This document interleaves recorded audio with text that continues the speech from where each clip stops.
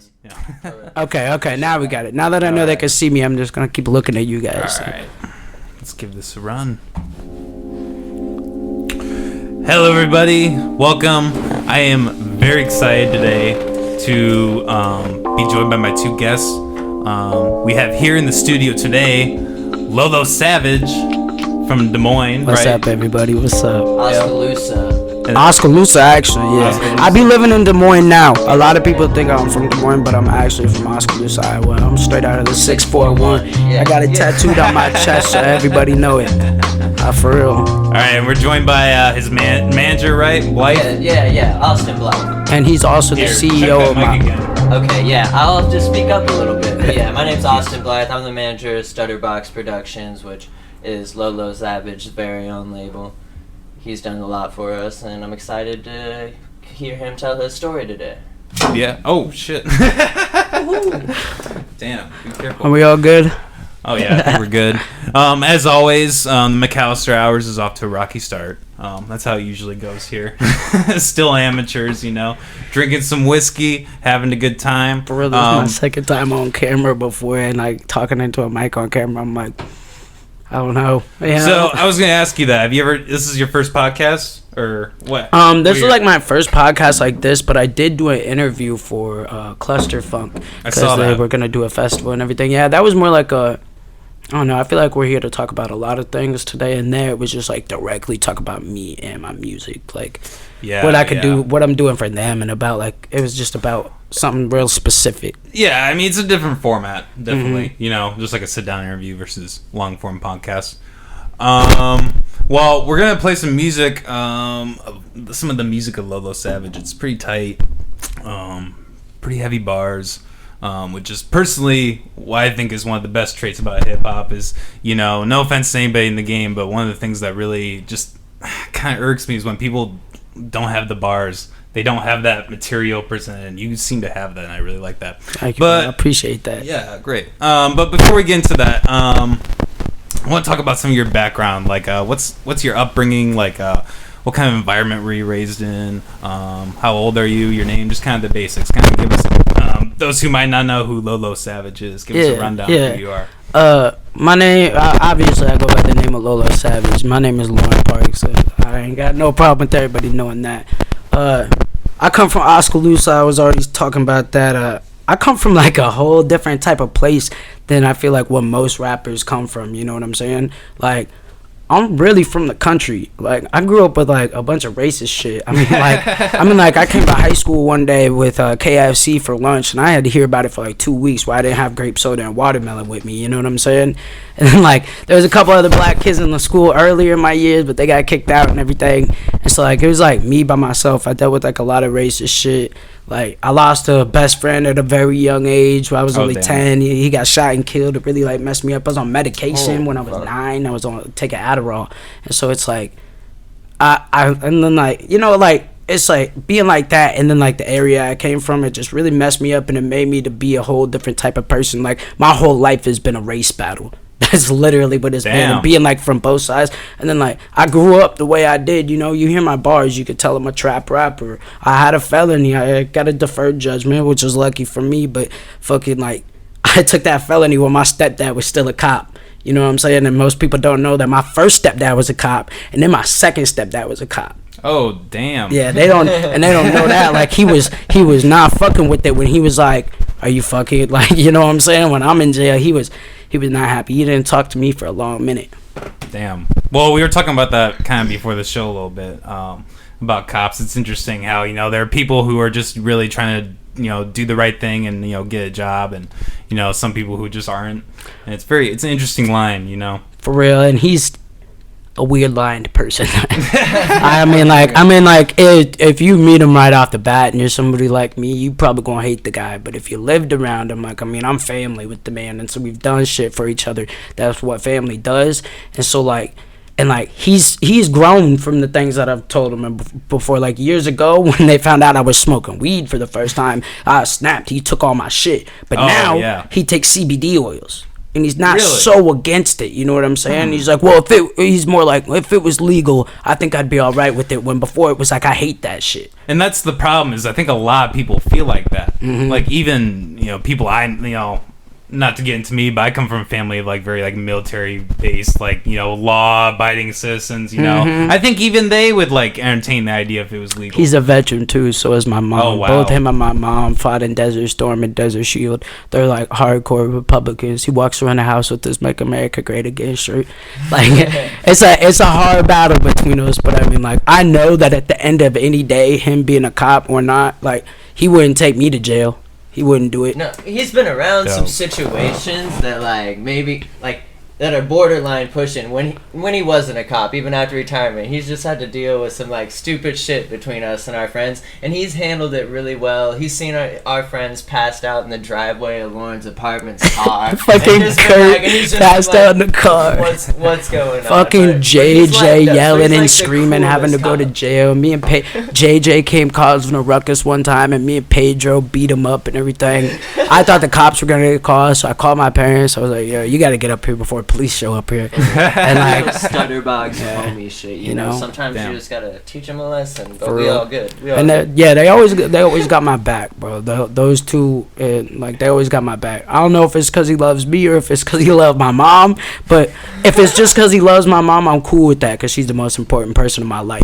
You know what I'm saying? Hey, that's respect right there. So we're in relation. What was the time you say you grew up again? Oski or Oski. Oski. Oskaloosa, but we call it Oski. Okay. We're in relation to Des Moines. Is that? We're like an hour and 15 minutes, like, southeast. Okay. Yeah, we southeast Iowa stick shit. He's even from farther out. Yeah. I'm from a town called What Cheer, Iowa. You pass What it Cheer? going to like Iowa City, you see the What Cheer, Iowa exit. I don't get into Iowa and City. we pronounce it Watchier. Tell them a little bit about what you like, how big it is. Watchier is like, it was 1,000 people probably when I was a kid, but now it's like, it's dimmed down. And this city is a bunch of crackheads, and it's a bunch of heritage crackheads. Oh, like, my yeah. family has deep roots there. Like, my uncle was the mayor for years. My step family runs the fairgrounds and shit. So, like, all the heritage that's in that town is crazy, but it's just like, and then there's crackheads. The Dub Sea, Watchier, Iowa is a crazy place. But that's why we I spent a lot of time 641. there too. Like, that's like how we got connected. I had a friend that lived like right across the way in this town called Delta, and we got connected through each other musically. I actually hated Blythe when I first met him. I fucking hated him. Multiple parties when I was drunk as fuck, where I was like, man, I want to fight this motherfucker. He was a wrestler. I was a basketball player. I think that was the biggest difference. Then we both have them back. Like, you don't want to get into a roast battle with us because we will flame the hell. we decided that like it's better to team up, and we're some real individuals, and we caught on to that like pretty quick. He's done a lot for me. Blythe is the only person outside of my mother that when I was in like the deepest depression of my life and really felt like I was nothing, that ever saw any good and success in me that I never saw in myself. And that's why he's my fucking manager and like my brother. Really? Yeah. So I wanted to get into that. So, like, what's your relationship? Like, you said you're his manager. How's that relationship work? like, what's your job? Like, what do you do? Honestly, as his manager, Lauren, mostly I feel like my job is to try to look out for him. I try to like give my advice, and I like talk him up too. When he first started getting into the rap stuff, like, he never wrote anything down. It was all freestyles, and it was all good, and he kept trying to go off that. But I just told him one day that like he needs to start writing his stuff down. He has talent. If he can do that off the top of his head, and we get him like the beats that we need, that we can progress. And then I didn't believe him though. I gotta cut. Sorry, I didn't believe him for like the first like 100 times he told me that. He told me that a lot. We weren't at a spot where we could like just deliver right away. We didn't have the engineers. We didn't have like the connections yet. We didn't even know anybody. Exactly. We didn't even know an building- engineer. So StutterBox Productions was my dream as like an EDM event organization. I want to throw concerts. Okay. But then also, as it went along, like we did the EDM stuff first, Lauren started progressing himself even more, like by himself. That's why I'm his manager, but mostly I'm like his homie. I'm looking out for him. I'm here, I see his dream, and I'm going to do stuff in the future that's like going to take care of them because I've been around the organization for 2 years now. He's smarter than me too. I'd like to. That's a huge for real.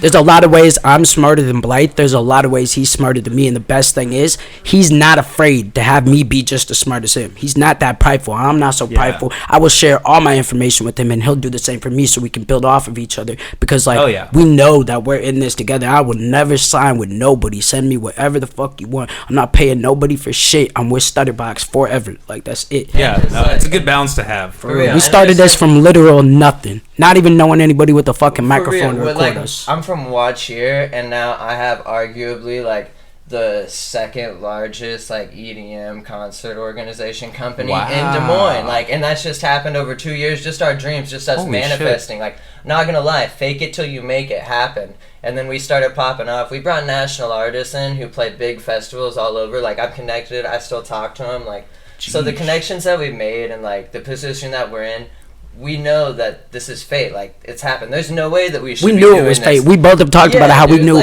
ever since we were little kids. We were like, man, we're gonna pop at something. We're gonna be great at something. And he tried to be great at basketball. He was really great at basketball. I was pretty good at wrestling too. I was really good at powerlifting, exactly. But we were never good enough, and it was never there. And once we started doing this, it was just like, this is fucking it. This is fucking it, and we know we got everything falls into place for us now. That's what they don't get.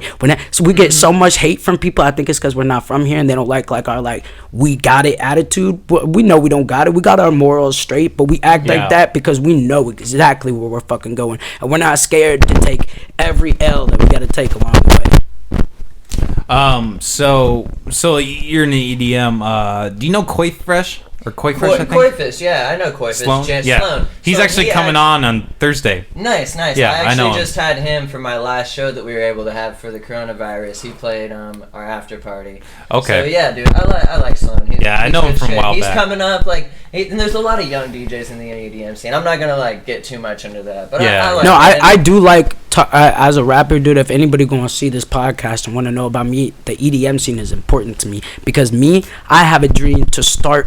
I want to start my trap house event. I want to turn it into a fucking festival, right? And we bring a lot of trappy EDM DJs and house DJs, and I want to instill the environment that EDM has introduced me to. Exactly. Nobody goes to a rap festival and you see them fucking buying camping tickets. You know what I'm saying? And that's when the real connection happens. Yeah. That's where the real fucking fun starts. And they don't get that. There's no fucking community standpoint. It's all, well, we make this and we make that. And for real. Yeah, and Des Moines in general, when it comes to a community standpoint, so many people want to do their own things where they don't understand, if Des Moines wants to break out into a Chicago market, a Milwaukee market, people are going to have to start working together instead of being pissed about who did the next thing and if they did it mildly successful, when we could all be doing stuff successful, all be supporting each other's stuff. And when I first came into the scene, that's what we were doing. We kept going out. We supported everything, and we went balls to the wall at their event. We brought energy. We brought as much as we could,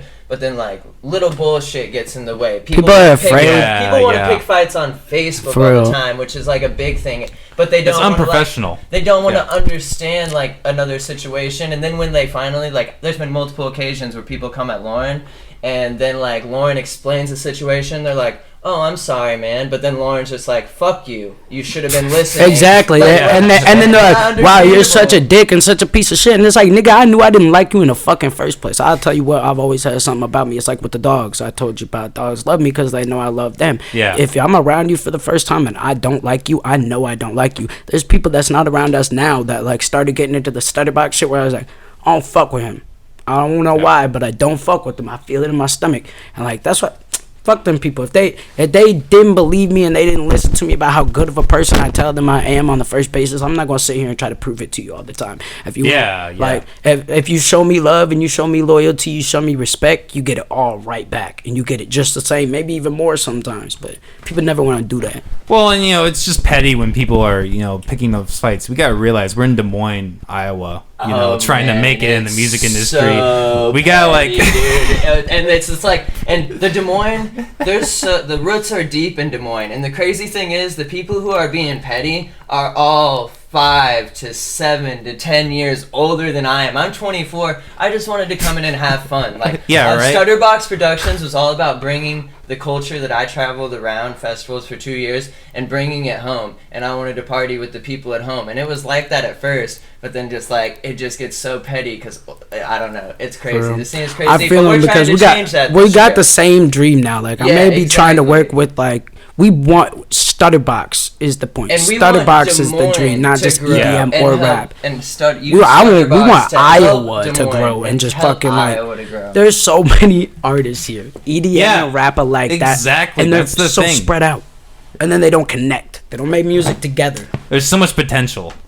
We need to figure it out. Okay, so this is a great conversation, but before we get any deeper, I want to play some music. So, okay, awesome. Which one are we playing first? We're gonna do What the Fuck or WTF, I guess. Okay. Hell yeah.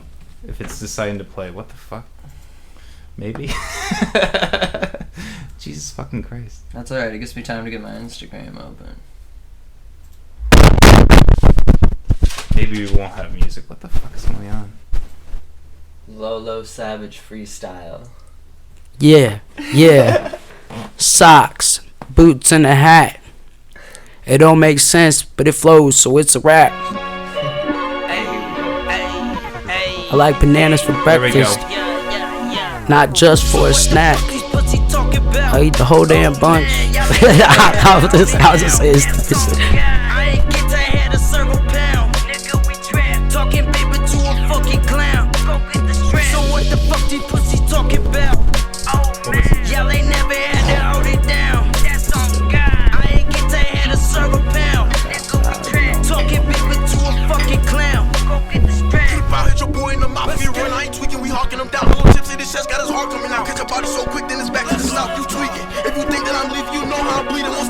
And Glock 13 kept slipping all niggas. The block's been a year, been a bit for a secret. So what the fuck these pussy talking about? Oh man, y'all ain't never had to hold it down. That's on God. I ain't get to have a circle pound. Nigga, we trap. Talking baby to a fucking clown. Go get the strap. So what the fuck these pussy talking about? Oh man, y'all ain't never had to hold it down. That's on God. I ain't get to have a circle pound. Nigga, we trap. Talking baby to a fucking clown. Go get the strap. So what the fuck these pussy talk about? I ain't getting paid for the show, then I'm walking out. I don't never plan to hit a drought, cause I can sit at home and make the same amount. Go to jail, I ain't worried about the bail. Don't say nothing in the mail. You can't let them know your alias. Ain't no baby shit, we coming up. Ain't no niggas running up, they ain't dumb enough. Nah, I got niggas on that savage shit. They ain't with attached shit. We just grew up trapping, bitch won't trust another nigga, cause they always on that ratchet shit. Snitching, know they ratting shit. Don't wanna see me come up while they rapping, bitch. Yeah, hey, but I've been grinding on. That's good shit though. And real shit. That's what I love about Lauren's music, is because I promise you, everything that he talks about, he's been about. It's happened. Facts. Yeah. So like, I've grown as a person. A lot of my music, talks a little bit more wild. Like this song just released this year. It just came out on our platform. Yeah. So how long ago did you drop this? We dropped it. It just dropped April 3rd. But did you drop a single before? I dropped an open verse single too. That almost got like 1,000 plays. I dropped the open verse single on SoundCloud because I was trying to find somebody. To pick up another verse. And then I just ended up with Dutcho, and Dutcho was like, I want to write a song for that. And Dutcho makes fire music. Yeah, and he makes unique music too, like unique music that I'd hear from like Chicago, like that G-Urbo type sound too. So it was cool to get like that different kind of. He make real music too, and it's like so like soulful. But yeah, free Dutcho though. That's really. So how long have you known this guy then, Dutcho? I don't know him too well. I put him on my Trap House show back in July last year. It was my first Trap House show that I did. I like Dutcho. He's so wild, for real. He pushes, and I like that about him. He really cut like that. Like I'm not gonna say a bunch of shit about him because I ain't really like close with him like that. Like I'm not gonna say we were homies, but dude was cool, and he's got mad talent, and I wanted him to be successful. Yeah, great track. Let's play this next one here. I was really banging into this one at work the other day. I cleaned. This is the first track. We really went all out. I love this track. So this is the first one you put out? That's why I thought. Yeah. First one I released I'm everywhere. going crazy. I'm going crazy. Just had me a baby. I'm stuck on probation. Niggas is shady. Just trying to get famous. They cannot play me. Pull up and I slay shit. I'm going crazy. I'm going crazy. Just had me a baby. I'm stuck on probation. Niggas is shady. Just trying to get famous. They cannot play me. Yeah. Bitch, I'm alive. Young nigga on the rise. Yeah. I cannot die, I have tried too many times, always seem to survive. Man, I ain't trying to see my mama cry. Swear I'm running out of life. I am just a different type. Tell all my homies to slide. I'ma get mine. What's mine is yours. You are a door. Trying to put us out on tour. I've been ready for a war. This life is not nice anymore. Smile in your face because you are poor. Conform, but they can put you in the morgue. History repeat, y'all is a bore. Got my ass sleepy and now with some whores. I'm ready for change. Not with a rain, no blood, no guts. Peace. I gave up on a piece. All I really want is peace. I'm at the end, so I had to leap, but I only fell on a beat. Then I turned to a freak. This is shit they tryna leak. On my page they got a creep. Other rappers wanna link. I ain't even at my peak, bitch. Other rappers wanna link, bitch. That felt good, right? Yeah, I ain't even at my peak. And still I go crazy. Just had me a baby. These niggas they shady, but they cannot play me. Yeah. Bitch, I go crazy. I'm stuck on probation. Just trying to get famous. Yeah, it's catchy. Pull up and I slay shit. Can I talk a little more in depth about this song? All right, so first of all, I'm gonna say this piece real quick. So when I went to jail, took my felony. I go to jail. I get out of jail. I see that I'm charged with 4 felonies. So why don't you go into that first? Because I was listening to the song and I wanted to ask you about that. Okay. Probation. So Exactly. what happened? So you want me to tell you more in depth? Go into it. Tell us. What All right. happened. Well, I don't want to go too in depth. Most of the homies already separated their ways and shit. But like, I mean, you want to start at the beginning? We was 15. We got loud for the first time. We was like, what the fuck is this? This weed? We started serving. Next thing you know, we trapping heavy as fuck. We 19 and shit like that. One night we got raided. Cops came in. Mahaska County Sheriff's Department search warrant. I was like, oh fuck. And then what really fucked us is like they found like separate little pills because like we just used to take pills and shit for fun. So they got that, and then they got the bud, and then they charged us different for the wax. So I'm sitting here with 4 felonies, and I'm like, bro, I was just like, fuck. And then I started kind of bunkering. Now they're like, this dude's crazy. They tackle me, cuff me, throw me in a car, take me to the hospital, and they say they're gonna take me to a psych ward. I spent 2 days in the hospital under police guard. And then they say they red flag me when they go to release me, and they're like, you didn't return to the probation office, so I have a warrant for my arrest, although I've been under police guard the whole time. But then she wrote me up for a bunch of different violations. So then they take me back to jail. I gotta remind everybody though that there's a really cool cop that did get a cigarette for me and let me smoke a cigarette before I went in. But yeah, for real though. But like, and then so I get out and everything, and then they stick me with 5 years of probation is what they sentenced me to, and I had $7,200 in fines. Like, I mean, a lot of fucking money. You know what I'm saying? If I had all that money right now and I would have had to pay it all to get off probation, I can only imagine what I would have done for my career. And let me tell you, my boy, he wasn't really living out there either. So he took these charges. Oh yeah. Yeah, he took these charges when he had no legal right to be living out there. He was just staying out there. Oh yeah, I could have snitched and got off scot free. Oh yeah. They were trying to get me too, anything. bro. I could have just snitched and got off completely scot free, dog. So that's why if we ever hear like people talking, like that's one of our biggest things. If anybody ever says that to us, if anybody says that to Lauren, our group, it's just like we're ready to smack you the next time we see you. For real. Yeah, I don't want to like put anybody. Oh yeah, I'm not trying to like put anybody specific on blast. It's just like when like people like there's people that'll be like, oh, I bet you snitch and shit like that. Oh, you probably tell your stepdad. Well, my stepdad was not supporting me, bro. That shit did not. He was about to run for sheriff. He couldn't support a felon. So then what? So that I might be a huge reason he didn't get elected sheriff. You know what I'm saying? Like, fuck that though, dude. If I say I ride for my niggas, I ride for my niggas. Like, I done some stupid ass shit, bro. Some stupid wild shit that I never had to do in the place that I was from. Like, running into houses and stealing TVs and shit for no reason. I don't know. That was wild. Cable now.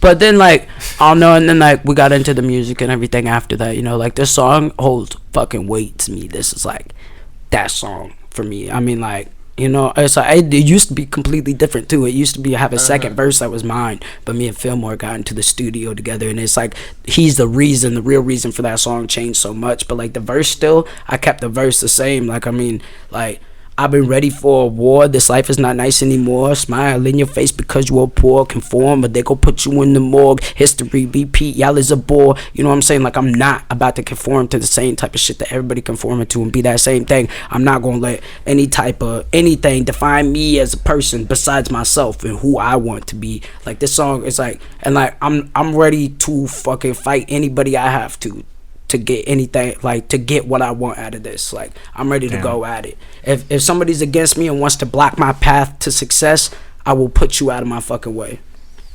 And just another quick shout out for that song, because like Austin Fillmore came in, he added his verse, he came in, he helped Lauren a lot just for that. Yeah. But another big shout out goes to Dallas Nicholson. He is running, he's the one who like he was messaging us. He said he really wanted this song to be the song that like he first engineered. He wanted to show what it was worth, and like he did, dude. Like that whole song, he did do mad work perfectly. To it. So like Dallas, if you ever need some like hip hop engineering done, he knows what he's doing. For real. If you ever need a feature from somebody who's gonna be famous, then you better hit up Austin Fillmore, because his music is amazing. He's working so hard. Every day, every minute. Man, he's in Chicago popping up like the guy, and he's helped Lauren. He got Lauren a couple shows in Chicago. Like no way. Yeah, for real. Lauren's performed in Chicago twice now. So I'm going to get into that later in performance history, but what I wanted to talk about first is like you're talking earlier about being in the studio. Like, what's your writing process? Like, is it a lot of freestyle? Is it a lot of premeditated work? Like, how do you go about it when you're writing your music? Depends on the song. So okay. You know, I wrote this song Feelings, you know, and I sang in high school. Actually, I sang in choir. I actually sang in chamber choir for a little bit, so I was like one of the elite singers. But I was like, I want to try some singing stuff. I'd never done like poppy singing stuff, and so like the writing process for that was kind of different. I guess it all really has to come from the heart, though. You know what I'm saying? It's all just like real feeling and what I'm thinking about and how a beat makes me feel. So like, but like, I just kind of like, you know, I just think and things just pop into my head. They just come to me. I'll tell you what, those hooks, every hook you got, like the what the fuck, I got some feelings. I'ma pop these in till I black out. Those always come first. They always just hit my head first. Okay. Because that's like what I have to base the whole song off of. I hate hooks and songs that don't fucking make sense.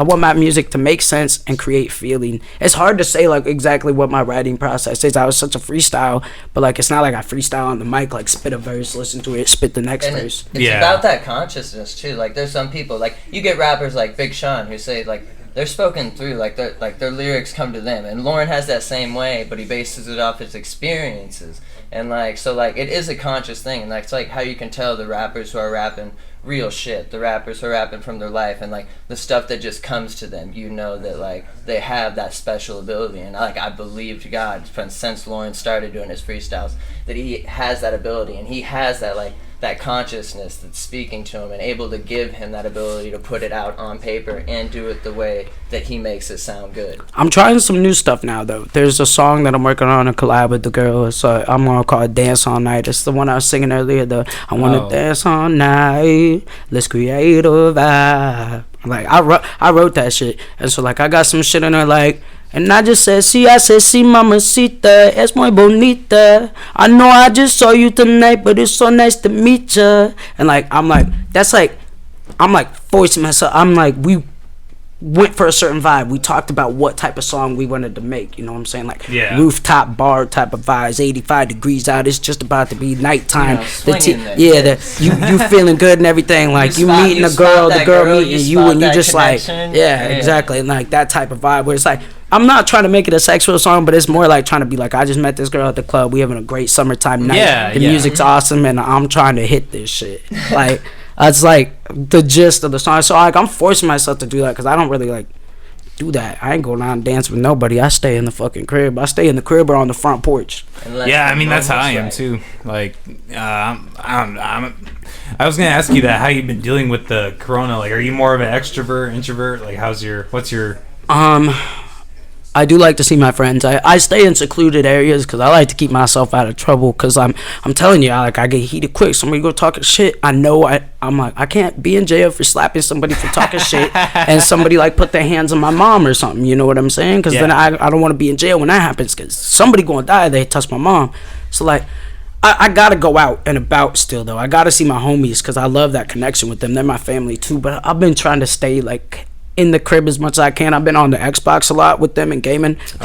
We do game for real. Like, hell yeah, I love gaming. Yeah, we love Call of Duty and shit. Me and Blythe be going off. You get us in your group, bro, and we play some multiplayer. I don't give a fuck what we playing. We getting dubs. You ever get into like Skyrim or Fallout? Oh, I love Skyrim. Skyrim and Fallout, man. We love that shit, bro. Hell yeah. I'm a Final Fantasy guy. The Mass Effect series. Dude, Mass Effect is the shit, I played the Mass Effect series. Fuck yeah. It was like 3 to 5 days. Played the whole series right when the coronavirus shit started. Oh damn! I played the whole series through, man. I was like, you live in it. It was great. Dude, we play some dumbass games too, though. Like we put some work into WWE, the 2K20 and shit. Like I heard that was the worst game ever. They did such a fucking. I'm gonna flame the fuck out of 2K. 2K, if you see this, stop making games, bro.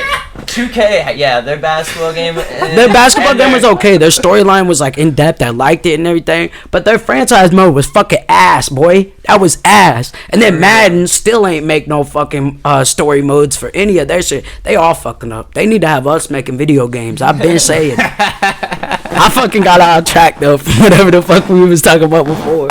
You gotta get some insight from the Midwest hip hop industry. I've been trying to stay safe from my parents though, because they both in the 50s. Yeah, no, I haven't seen my parents in like a month and a half. That's kind of the same thing with me. Like, I've been staying at my mom's, but really? I be staying at my mom's and everything. But when I go out, I'm like, I don't let a lot of people hit my vape pen. I try to wipe things off if I'm going like hit the same shit as somebody. So you're being cautious. Yeah, I'm trying to be as cautious as I possibly can. Still, if I start to feel sick, then I'm gonna keep myself away from everybody. Take some vitamin C. You know what I'm saying? Like, do something. Like, I'm trying to keep my immune system up and everything. I'm trying to be there for them. Cause my mom's scared. You know that shit, and like she going through a rough time right now too. My uncle's in hospice right now, so they just sent him home. We just lost a dog right at the beginning of our I saw that on your snap. You don't have to get into that, but I'm not gonna get into like all that like super deep, but it's like I gotta do that. A lot of people are like, Lauren can't leave his mom's house. He's grounded, and I'm like, man, fuck you. Like, don't come at me like that. Like, dude, I'd do anything for my mom, bro. If my mom needs it, then I gotta do it for her. I love that lady to death, dude. She will be with me through anything. She's the only person I talked to when I was in jail. Only person I talked to. Ain't nobody hit my mom up and was like, here's my number, give it to Lauren. You know what I'm saying? But there's certain people I didn't want to. Right, my bad. No. There's certain people that I didn't want to. Like I said, and what the fuck, you know? Go to jail. I ain't worried about the bail. Don't send nothing in the mail. You can't let them know your alias. Ain't no baby shit. We coming up. You like, this ain't no fucking little kid shit. Like, we serious. We for real. So if I go to jail, I don't know nobody. Simple as that. You don't know me. But any of them niggas that blocked me when I went to jail, that blocked me on Facebook and we were supposed to be homies, fuck y'all for that. I still remember that. You blocked me because you thought I was gonna snitch, right? Yeah. Check the paperwork. That's why I got rid of Facebook. It was just, not even just that. Even Snap, social media. You cannot get rid of it. It was like social media and all though. I mean all social media and like people just talking. Oh, Lauren's in there snitching, huh? Lauren's in there snitching. I'm like, the fuck made y'all think I was snitching? And that's like with me. Like, I'm really radical when it comes to like privacy and like everything with like the internet. So I'm like really like anti getting a Facebook account. But if this podcast goes further, I'm probably gonna get one. Yeah, it is because like that's why I wanted to today when I asked you about like doing that. But I'm gonna put the link to your YouTube and stuff, and I posted about it, and I put your name to your podcast. I'm gonna try to avoid it as long as possible. For real, but if you want to, I'm a marketing degree. I'll help you set that shit up right away. If you want to get into social media, and I'll do it for the low because it doesn't take that much to start a social media. Like as long as you're down to run it. So. Fuck yeah, I'll hit you up for that for sure. I forgot what I was gonna say. Yeah, that's alright. Do we have a next point? I burnt out a little bit. Oh shit, man. He's really good at Facebook, dude. It's such Facebook is such a community builder. They did a really good job at that. They try to make it. That's why they blacked you for shit. Because like they try to make it like a a basis of like with the huge age range, so you could be the oldest person or the youngest person and still use Facebook comfortably. Yeah, so I mean, that's a good it's place true. to be a hip hop artist and I don't want to be defined as just a rapper. I want to be defined as an artist, so I can make all different types of music. I want to try making some rock music. So if I got 11-year-old fans, I don't want 11-year-old fans following me on my Snapchat. That's more personal for me. I be talking to girls. I be talking to females on Snapchat and shit. I don't want little kids on my shit. You know what I'm saying?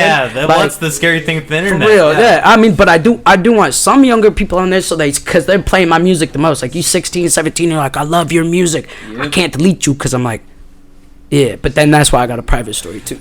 So while we're on the topic of Facebook, I guess this is the perfect segue. I wanted to ask you about this. I saw on your Snapchat like maybe 2-3 weeks ago you were on a Facebook ban. Yeah. What the fuck happened with tell us about that. I shared too many gifs of titties. Facebook ain't with the titties, which I kind of get it, you know what I'm saying, because they want young kids on there too, so I do But get that, that. like, But young fix kids- It was your over. fucking It was over, algorithm. Lauren shared the titties, and then like 6 hours later, shared the same meme of the Because I was titties. trying to So go it was back like to my 8 feed to 9 find. pairs of titties I all went over. back to my feed, dude. One of them got like it got like 130 something shares off of just my page. Those were some nice tits though. Oh, you love them titties. And then I was like, everybody tag me and be like, free Oh, Lolo yeah, Savage all the from homies, Facebook. all the For real, they fans. were always like, free Lolo Savage. They taking pictures of the gifts of titties and sharing them. I'm like, let's go. Yeah. Hey, I saw on Snap. Those were some nice titties, man. Yeah, bro. I fucking You gotta and show those. I don't make a lot of music where it's like I'm not gonna try to make a music for you so you guys can have like a TikTok song, you know? I'm not gonna try to do that. If it happens, Yeah. it happens. And so like I gotta find something different. I make music for people who like to smoke a lot of fucking weed. Take a fat dab and listen to my music. Send me a video so I Hell can yeah. repost it. If you wanna show me your titties and you want me to repost your titties, then send me your fucking titties, because everybody like titties. I like titties. I make music for people who like titties. It's fucking dope. Twitter's the place for that, though. We need to get him on his Twitter titty Yeah, sharing for real. rampage. But they I don't- ain't- I don't fuck with they don't Twitter do a lot shit on either. Twitter. I don't either. I've been trying, but like it's hard. If you got an OnlyFans, make freaky videos to my music. yeah, And for real. tell somebody, you know, that you like doing freaky stuff to my music. So then, you know what I'm saying? I'll help. I'll share your OnlyFans page, because I got freaky people that'll pay you for that. We can make a trade. It's promo for promo. You know, they talk about the wage gap, but fuck, men aren't able to go post their dick on OnlyFans and make any money. That's off what I it, was you saying. know? Hey, I just heard some bars the other day. They said, this dude said, couldn't make Pornhub, so now she got OnlyFans. She be showing titties for $20, man. What you think she gonna do for a bill? Okay, you with me now? And I'm just like, for real, if I could see your pussy and everything for $20 a month, I be flaming them girls. If I could see that for $20 a month, After this what you gonna do if I podcast, throw you $100 right now? After Yeah, this right? podcast, you're either gonna have girls. It's hitting not all you of up them. asking It's what not- you do for $100, or a lot of pissed girls hitting you up saying, Hey, $150, not $100. that's fair. You know what? That's fair. That's fair, bro. I mean, it depends on the girl, though. I ain't gonna go too nasty. I be rapping my shit too. I be trying to stay clean. I don't even. Some girls like I don't even kiss them too, unless you cool and like if you really cool and I fuck with you like that, I might kiss you. But A smarty sweet. for real, bro, I really be on that shit though. I really do. And people be flaming me all the time. They be talking about my hairline. They be talking about how short I am. They be like, you ugly, you ratchet. I know my I'm ratchet. favorite- And your girl still love me for it. She still love my favorite ratchet is when ass. if Lauren's in a whole different fight and they're just like, well, your music ain't gonna go anywhere. And it's Yeah. just like, okay. For real, way to they make bring it fun of up his all art. the time, bro. He's just like, we were talking about like a prejudicey thing today on Facebook, and dude's like, well, too bad you suck at music. And I'm like, bro, I've been in this shit like, what, only 2 years now? I don't even have my first music video Yeah, dropped. his I've never first tried. album ain't even out yet. That project, the Blacked Out EP, that was all the songs that I that were fucking out had. of his head. Yeah. That were just out of my head. I had no idea what I was doing. I had no help. That's why I don't got no features besides Fillmore. No, I mean, my last album I had one feature in the whole album. I mean, it's hard. And it's not Well, we're about gonna the get you a features, feature dude. with me though. Hell yeah. I'm looking we're forward to gonna do that that. for sure. That'd be fun. I want to do some more like conscious type of rap like that. Like people don't Yeah, know I could yeah. I could Real, come out for on real. fire with that like J. Cole type of shit, bro. You like that? They don't. When you hear this music here, wait until you hear my album. There's so much like I use some auto tune in it. I use a lot less raw vocals and try to make it a lot more And it's entertaining in the it's sound. all over. But I mean, like, it's such like soft shit. Like, I've been stuck up in my thoughts. I've been feeling so lost. You know what I'm saying? It's not like a lot of like the going crazy and the what the fuck. They are going to. You're not going to think this guy's a savage. You ain't going to think that. Well, and that, you know, that's the thing why I think you and I would work really well rapping together is because, like, you know, conscious hip hop, a lot of people kind of take the positive spin on it. But I think you and I are one of the few people that I know personally, at least, that kind of take that, are willing to take that more negative spin on it and kind of explore that a little bit. For real. I think that would. Positive and negative all go together, though. You know what I'm saying? Yeah, exactly. Because That's the whole- positive that's the whole doesn't point. exist without negative, and that's Yeah, what a it's lot like of the yin people. yang. That's what I don't like about people that only rap about positivity. They like, oh, da da da da da da da da, and I'm like, well, have fun having millions of people real. trying to relate to your only positivity attitude. Have fun with it. I get your message. I get what you're trying to push, but you better level with somebody first. Yeah, I'm trying to exactly. show them where I've been. I'm out of like some of that stuff. I was writing a lot of that stuff on probation and written a lot about like what happened before it, and like I'm kind of like trying to show them that I leveled with people. They understand me a little Exactly. bit, and now I want them to understand me in a whole different light. Like I'm trying to show people with my album coming up that it's like There's kind of a delusion that goes into, like, being positive all the fucking time, you know, and like listening to positive shit all the time. I mean, yeah, that's great. I mean, nothing wrong with that, but you gotta balance it out. And you have to should realize Can I try ask to you- do it, but it's impossible. You know something's gonna get you down. You know that like at some point emotions flare, and it's just daily to day life. Like something is going to knock you Exactly. down. Like it's not. It's life. You It's cannot- fucking yeah, life. Exactly. It's what? life. Can I ask you guys a question? I know for this ain't my podcast, but I'm curious to hear y'all, and I bet they are curious to hear the answer Okay, too. good. Yeah, go for it. Can you progress without negativity? No, No, you definitely can't. not. Exactly. No. People tell me I'm so negative all the time and they hate it. Why are you so negative? Why are you so negative? Well, I'm sorry that I'm not trying to do it. I'm trying to put the reality into it. You know what I'm saying? Exactly, I take reality. whatever is bad about it and the worst parts and I lay them out there and I put them out there and I speak about it loudly so that we can work to change Yeah, to those learn things. from it and like progress those things, because if you don't have the negatives and you're just gonna be completely unaware to the negatives, Exactly. you can't just do that. You can't just hide from it, or like that's just gonna bite you in the ass. There's no Yeah. safe space in the hip No, hop so game. For You real. know, it doesn't exist. negativity. I'm such a- you gotta deal with it. That's why I'm such an easy target too. That's why he's such an easy target, because we're so real. We're just not afraid to be ourselves. Oh, I know. I'm not. It's not. I guess exactly. I know exactly who I want to be as a person. That's gonna change. You know what I'm saying? Things do change, but like I do. In a conscious sense, know who I want to be as a person. I know who I am. I've always been the bad guy. You know what I'm saying? Like I told you about the way I grew up. There's a lot of shit talk. I didn't tell you. I have a birth defect. My growth plates closed really quickly. I should have been like 5'7", way bigger hands, bigger feet, all that. And I was taking steroid shots. When I was 11 years old, I get my Holy shot, shit. rotating thighs every night, taking steroid shots. I started getting real angry, hating people all the time for no reason. Like, shut the fuck up. What Also, was the? Do you know the condition? Like the condition name? That I don't remember the medical name. My mom might remember, but they like gave me a whole list of things that could be wrong with me. Like I get uneven all the time, ribs pop out of place really easy. I'm like more likely to have something wrong with my heart or something wrong with my lungs and shit like that. But it's like, it's whatever. I don't care. I still think I'm gonna outlive all my friends. Yeah, he was telling me that. Yeah, it's like a I'll be weird alone. thing. You guys are all gonna live past me. I'm gonna be like the type of old man where it's like, bro, how the fuck did Lauren outlive all his friends? And I'm gonna be like, I hate my fucking life.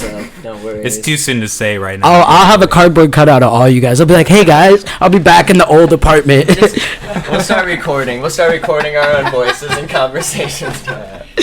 Man, we be tripping. But for real though, like, you know, it's important. It's important to know the negative. Always. I love it when they talk shit. Cause guess what? Yeah. You just gave me a dub. Every It's- time you it's- talk shit, you just gave me a dub. I got more. They hate It's it. fuel the fire. Yeah, exactly. fuel Because every fire. time I drop something new, all the haters shut the fuck up. They don't say nothing. They don't say nothing. And it's because every time I level up, because you want to hate me so much and give me all your hate, I'm taking your negative energy and using it to progress myself. They think I'm this type of person. I got to do better. I don't want people to think that. So I got to do a little bit better to make people know that I'm not that type of person. Yeah. For real. I And, may- and you do that. Like on Facebook, Lauren is always sharing his homies' works who he thinks that's worth it. He, like, this weekend he was, like, sharing Dylan Fuego's YouTube account. He's sharing on my LoLo Savage page. On his LoLo Savage page. Like, he's always putting his homies on, and that's what's so great, because he's making those connections with the talented people, and, like, I've seen him. He's progressed. There's not a lot of Des Moines artists who has progressed and has the mindset that he has, which is why it's so great.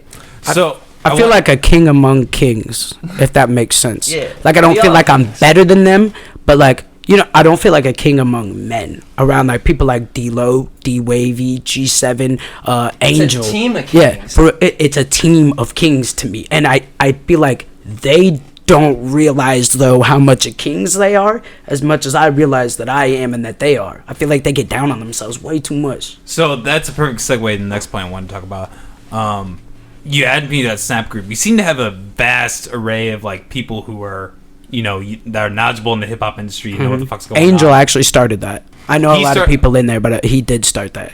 Okay, so, but, like, I don't know, this might be an arbitrary question, but, like, how do you know these people? Like, how are you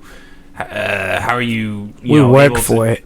We work for it. You just It is- all have intersected in some way, or you're all just I don't still all kicking it? Or? How many people sit down and really listen to new music unless it's an artist you already know that you've been listening to? It's hard. True. It's hard, bro. I don't know. Hey, listening to your song might remind me of another song. I want to listen to somebody else's Exactly. shit. And so, but I try. so much I music try to now. be supportive, but it's also hard to be supportive from some people around here because they spit like the corniest fucking shit sometimes.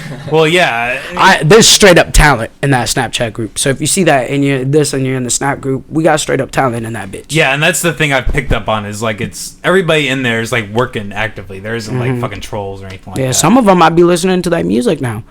Hell yeah. Some of them I don't, but I don't think it's bad music. I'm a weird way, you know what I'm saying? Just because I don't listen to your music. It's like Suicide Boys. I'm like, Suicide Boys doesn't really have any rhythm, so I don't listen to their music. But then everybody's like, why do you hate them? I don't hate them. I don't think they're bad. There's a reason that they fucking famous. They mad talented. But Let's try to hold that up. Scott needed that, honestly. He always needs a middle finger here and there. He did, so I did. Yeah, exactly. It's all about it. It's all about it. All right. I am answering on taking a break here pretty soon, but just a halfway break point. Yeah. But I do want to ask you before we go on the break, LoLo Savage. What's behind that name, LoLo? Like how did the name come about? Yeah. So that makes sense. Okay, yeah, so a lot of people call me Lolo because, so actually this kid, what really laid a platform for me to become an artist was a diss track that I dropped against this kid, Kill Phantom. Shouts out to Kill Phantom, though. Go listen to his music. We had an outing. We've known each other since we were little kids and everything. Really deep history. I love that man's whole family, and no matter how mad I got at that man, and no matter if I dropped a diss track or not, I always had some love for him. And like I know he still got love for me too. Things ain't good between us, but whatever. But like, they okay though. I took the diss track down now and all that. But like, it started with him. He's the first person we ever did stuff with. You know what I'm saying? We were doing stuff on our school computers on GarageBand and dropping stuff on YouTube and having kids in high school make fun of us because ain't nobody want to see us come up off of this shit because they don't think that we can. And now, like, look at us. You know what I'm saying? We've been on a couple of the same shows together and we just wreck crowds. You know what I'm saying? Not as a unit. He does his thing. He got his team. I got my team. We don't even really promote each other. But two kids from the 641 just opening up the Riff Raff. Facts, dude. And I that's what, like, a part of me that I'll talk about, like, how I take the negative out of myself and try to progress. It's like, you know what? I'd rather see him be successful. Even he's not gonna bring me with if he pops off, but I'd rather him be successful than a lot of other people. Yeah, that's like the whole like kind of the Buddhist Zen kind of thing that I think goes into hip hop. Is like it's like, you know, if you really love something, you'll be able to set it and that's free. like the Lolo part. The Savage part's kind of just It's different. Honestly, you know. It's okay, like now anything, when I got a lot of hood nigga homies. Like I got a lot of homies, you know. I got homies from Kansas City. I got homies from Memphis. I got homies from Southside Chicago. Shouts out all y'all. And like I got homies that's locked up right now with life for prison. But like I'm not ghetto. I didn't come from the streets. I grew up street-wise because of the shit that I did. We was trapping, dog. That's what I was doing. In Oskaloosa, I never had a good name for myself. I wrecked it. I wrecked it with being fucked up in the head from my best friend's murder, fucked up with the medication and all the steroids. And once you have that image in the town so small, your image is stuck. So now I'm the bad guy. So now I got to walk around with this chip on my shoulder like I don't give a fuck to protect my own emotions.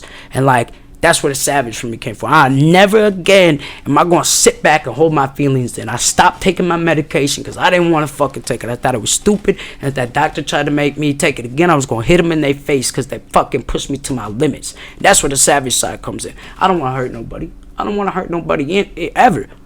Come into my house and try to hurt me. Come into my house and try to hurt me, and I'm going to unload the whole thing in you. I'm not going to give you one shot. I'm going to unload the whole fucking thing. I'm not afraid to do that. You know what I'm saying? Yeah. Touch my fucking mom. Try to take my mom's life. You going to get hurt. You going to be gone. Out of my fucking way. You know what I'm saying? But, like, I do it at a moral standpoint. Talk that shit, I might get a little heated, but I'm not going to fucking try to kill someone. There's people that I beef with now that if I saw them in a situation that they didn't deserve to be in, I'm going to defend them. And I would defend, because I defend the truth, I just defend the facts. That's what I do. I don't go, when the homies fight, I pick a side by whoever I think is right. Usually, they both have right and they both have wrong. So I'll be like, you fucking stupid for this, you fucking stupid for this. Yep. Stop fucking fighting. I need y'all. I need us all to be a family and not be fighting. You know? See, we need more middle ground people like you. Who And are I'm just, like, able exactly, and I'm the one who comes out and says it. You know what I'm saying? Pedro is savage too, though. You can't. Yeah, I gotta talk about my nigga Pedro. Pedro fucking savage. If I can't fight you, and I don't want to shoot you or stab you, I'm calling Pedro.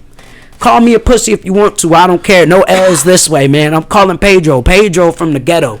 He'll do it. Yeah, and I've got some stories, but that's why we should just bring Pedro on later, so me and Lauren can just talk about all Pedro's stories, because it'd be funny. Yeah. It'd be funny. No, I'm definitely thinking about doing like an episode in June where we like get fucking everybody in here. Get as many mics as possible. StutterBox story. For real, dude. I'm telling you, dude. If you wanted to get the whole StutterBox crew in here, I don't think we can bring JJ right now. Yeah, if you wanted to get me, Kurt. Yeah. We got a couple people backstage. Unfortunately, I don't have the. I'm not the Joe Rogan It'll be all experience right. or anything like that. Kurt, I can't. Black Bear, DJ Liquor over there. You might know him by a lot. Black Bear DJ Liquor. We got Scott, not so Iron Jaw Stout. I was about to say, Scott, job broken on the first punch. I Stop. think, are we about to take a break? Are we about to take a break on that? All right, I love y'all. I love So- y'all. Whoever watching this video right now, I love you. This is gonna be fun. I don't know if you guys No enjoy homo, but I love you. If you homo, that's okay though. I love you too. it. Yeah. Well, that's good. That's a message we want to promote. All right, we're gonna take a break and we're gonna be right back. All right. We back. I would just like to let everybody know that during the break, I became a lot more intoxicated than what I was before. I think we all did. And I we're think woke. that's fair. In this coffee mug, And we're dude, woke now. I am not drinking water or tea. I am drinking More straight woke. I like whiskey, no mix. All my liquor straight. People who are listening to this are just gonna be like, "Oh wow, we hit like a point where solid 25 minutes for the Yeah, when everything you got watch fucked this up when you're and sober, you're gonna look we're back at the back." break and be like, "Oh fuck." What did they do? They're woke. They're drunk. What's happening during these breaks? we You're gonna just be injected popping. 500 milligrams of LSD right into our bloodstream, and we're just Sir, your Tripping screen. Oh, yeah. Oh Jesus. We gotta plug in. Good point. Dude, honestly, I don't even think we should cut this part out where we have to plug No, in. for real. Don't smoke spice. Don't smoke spice. For real, K2 is bad for you. I don't want anybody to think that we're smoking K2 right now, though. We're definitely not. And if We were just talking do about it. one-hitters. Don't do bong bulls, you crazy fuckers. I used to do bong bulls, though. Listen, One time I passed LoLo out. Savage, Dude, I saw a bong kid. bull K2. For real, I saw this kid smoke a bong bull, and then we were in the truck driving somewhere, and this kid hops out of the back window into the tailgate, and then we stop on the highway. We're like over by William Penn on the fucking highway, and dude starts smacking his head at the fucking road. It's like, we're all gonna fucking die. Just We're all gonna one die. more quick K2 story. One of my homegirls, dude. Test. She did it, started Test. speaking tongues. I won't tell you her name, but she was in high school, smoked a bunch, and just started speaking tongues in the backseat. You were in high school when that happened too. I was, Yeah, I was in we high were- school. yeah. I wasn't hanging out with them because I was a good kid. But my homegirl, she's a little wild, but I don't think she did it after that because I kind of freaked her out. Okay, But I don't just- smoke K2. Yeah, I just wanted to make sure everybody knows that those are past stories. We're not now hanging out with teenagers teenagers at the age of 24 and And I was 25. a teenager then. Yeah, for real. Don't become like R. Kelly or anything like Yeah, that. for real. You guys Never. should go watch Trapped in a Closet. Never. It's That's a 30 terrible name for the Des episodes. Moines hip-hop You guys industry. should go watch Trapped in a Closet with R. Kelly, because you'll be like, what is going on? I haven't looked through that. It's like honestly. I'm still 30 gonna listen to his episodes, music, dude. though. It's 30 video episodes of it's just wild. Holy Yeah, I'm just still check gonna it listen out. to his music. That's my whole thing. Do I want to like pay like an extra $30 a month just to, like see everything? Well, it's on YouTube. Oh, really? Yeah, Is the it? whole video series is on YouTube, and it's just Fucking like right. tells a story, dude. There's like cops cheating involved. He's like banging a cop's wife, and he's trapped in the closet, and then like it's so Yeah. crazy. It's like a story that he's Yeah, like it's a singing. Yeah, I know storyline, what you're dude. singing. It's It is- that shit's old as fuck too. It's fucking weird. And It's I weird. spent 3 or 4 Spanish classes in a row in high school watching all of them. I That's wasn't paying attention. I was just like, "Well, this shit's wild." why you don't understand me when I be speaking Spanish. I work at Olive Garden. Hey, you wouldn't believe it. There's not a bunch of Italians in the kitchen at Olive Garden. It's a bunch of Hispanic people. Like we got like some Mexicans, we got some Guatemalans, we got a Honduran guy. They all call me Lorenzo. You mucho fucking loco, Lorenzo. And I said, I know I am. I'm mucho fucking loco, man. Alright, we've gotten off track. No, well- we are sorry. For real. I got one note to point on that. Yes, yes. No, it's funny. Every time you go through a Panda Express drive-through, you never see a fucking Asian person like at all. That's what I was There's saying, one bro. in sight. It doesn't exist. Hey, shouts out though, real quick shouts out before we get back on track to all my amigos at Olive Garden. I love all of you and I miss you all a fucking bunch, dude. And when you're The- there, I- you're family. I fucking love pretty much all you Latinos out there. The whole culture, the language, the music, the food, the work ethic. I love them all, bro. Huge shouts out. So I don't mean to like get like politically correct or racist or anything like that, but I am really curious. Like, what's your ethnic background? Oh, me? I know I look really Latino to a lot of people. even the Latinos at work, they made me an honorary Latino. They tell me, you're not fucking black, you fucking Mexican. Look at you. For real, there's a guy, Feliciano. I call him Papa. Hey, Papa. Dude, he gives me money sometimes too. I'll be like, Papa, you give me no fucking money, no fucking panocha, no fucking pussy. You say you get all the ladies, you give me no fucking money. He's like, oh, okay, I give you money. You mucho loco, Papa. Tu más mota. Oh man, I don't know how to speak too much He Spanish, loves but I those am Olive getting the Garden. tongue down. He loves those Olive Garden guys. We even had For a party real. at our house one time where he. And it was none of the cooks really too, besides one kid, but a lot of them were servers. But when Olive Garden says the slogan "We're all family here," they really like I hate the manager of the when place. we're here, we're family. For real, we put but, that like- on our door the night that he had the For real. Olive Garden party. We had a sign that said, "When you're here, you're family." For real. We were goofing. I blacked out too. I fucking blacked out. I partied for like 3 hours and didn't even know I was awake. It was great. Yeah, shouts out Olive Garden. For real, I love all those guys there. Even the people that I'll be fighting with, bro. Like all of them, every single person at Olive Garden is gonna have a special place in my heart for the rest of my life. Honestly, for real. Even if they don't bring him back after all this shit, dude. I don't know what you do to actually make money, but food service sucks. I'm cleaning offices right now, but I was in that shit for 6 years, and it's fucking horrible. I love it. It sucks. I You fucking like love it? You actually I got enjoy high it? as fuck and I cook. I mean, He's I'm a line still cook, too, I'm still so- one of the line cooks that's I just love cooking. I love so making where- a pretty ass plate of food, dude. Oh, there's nothing better than being high as fuck and it takes some skill to cook good. You know what I'm saying? I'm over here. I cook on the saute station a lot, so I got 10 to 12 pans on a Saturday night that are all cooking a different dish. I mean, maybe some of them the same, different timing though. And I gotta flip them bitches and make sure I flip everything. It's all about timing. And when they get that plate of food, I'm hoping that person out there is drunk as fuck, high as fuck, maybe just super hungry, and they're gonna be like, damn, this is exactly what I ordered, and I'm gonna smash the fuck out of this. That's me high as fuck cooking food. You know what I'm saying? It's just I fucking love it. There's definitely a correlation between being stoned and cooking well. Yeah. I I don't agree. even cook for myself like that too, but I love serving For people real, food. for real. I love it. I be watching them yeah. You like And that? they're like, "Oh, it's so good." Yeah, Like, and I'm I like, think there's yeah. Someone Yeah. completely sober There's not behind the enough line. props to the cooking. How many times have they told you, go give my props to the cook? at Olive Mm-hmm, Garden? but they always get their tips to the server. But I do get paid well at Olive Garden. I do get paid well. I do. That's good. I personally, the people I've known have worked in a serving position at those kind of places, and it's a little mediocre in terms of how the servers get paid. But I'm glad to hear that you get paid well at your Olive Garden. I get paid for some music now too. I'm still doing features right now for free because I'm not trying to really pay anybody for a feature, but I'm thinking about trying to pay somebody for a feature. But like, it's not really in my like. Gotta be worth I'm it. always open. Gotta be worth it. Anytime. For real, but like right now, I'm for real. For real, the price range has to be right. I've had people in Des Moines tell me that they want $300 for a feature, and I'm like, dude, I totally see your talent range, but like, look at your popularity. What are you really gonna do for me? Well, You and that's the saying? thing. People need to be willing to do shit for free.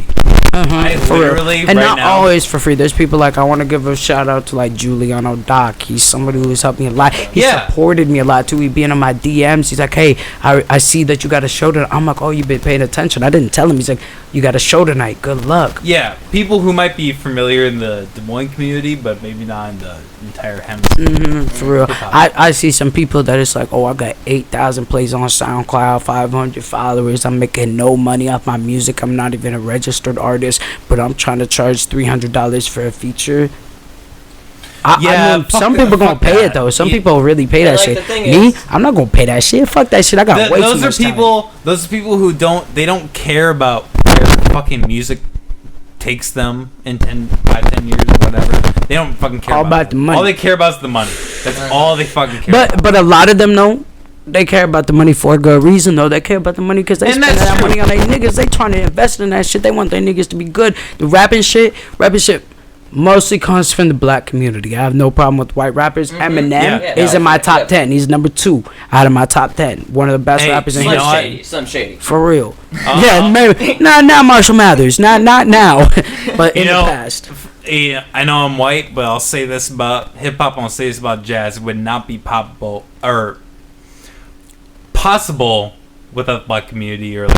Oh yeah, And it's It facts. would not be. It's I not did a even report conceivable. last year. My report was over like Tupac, Biggie, and like where rap and MCs actually came from New York, and that's why like Biggie came. Like there was an MC, it was a DJ who brought an MC up, and that's where like rap started, and then it took off like Biggie, and then you had Tupac who was on the West Coast, came back. Like it is definitely all black culture, and we get that, but if you have the art and you have your special ability, it can't be held against it. Like, and Exactly. people see that, and they respect that if they see you doing, like, even Little Dicky, Mac Miller is one of the best like fuck it. rappers of our generation. Oh my Lil gosh. Peep ain't really a rapper. I would never consider Lil He Peep a is. rapper. Nah, I don't consider him a rapper. He's a very, very talented artist. But What I about wouldn't. X? He makes hip hop music, but I wouldn't consider him a rapper.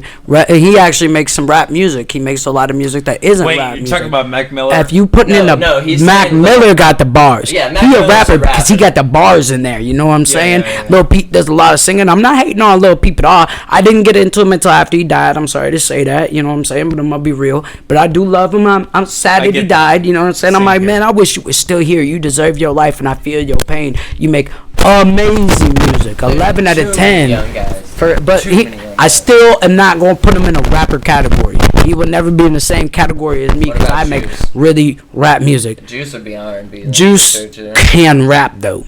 Juice can rap like a motherfucker. Maybe even Lil Peep could Hell rap, yeah. but he didn't make rap songs. That was the thing when D Wavy was here. We did a exploration on Juice World.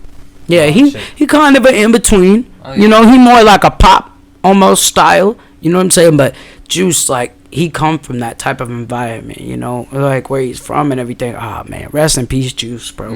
I cried like a motherfucker. I woke up that morning at like 6 a.m. I was sitting in my car. I smoked like 3 cigarettes back to back, sipping a bottle.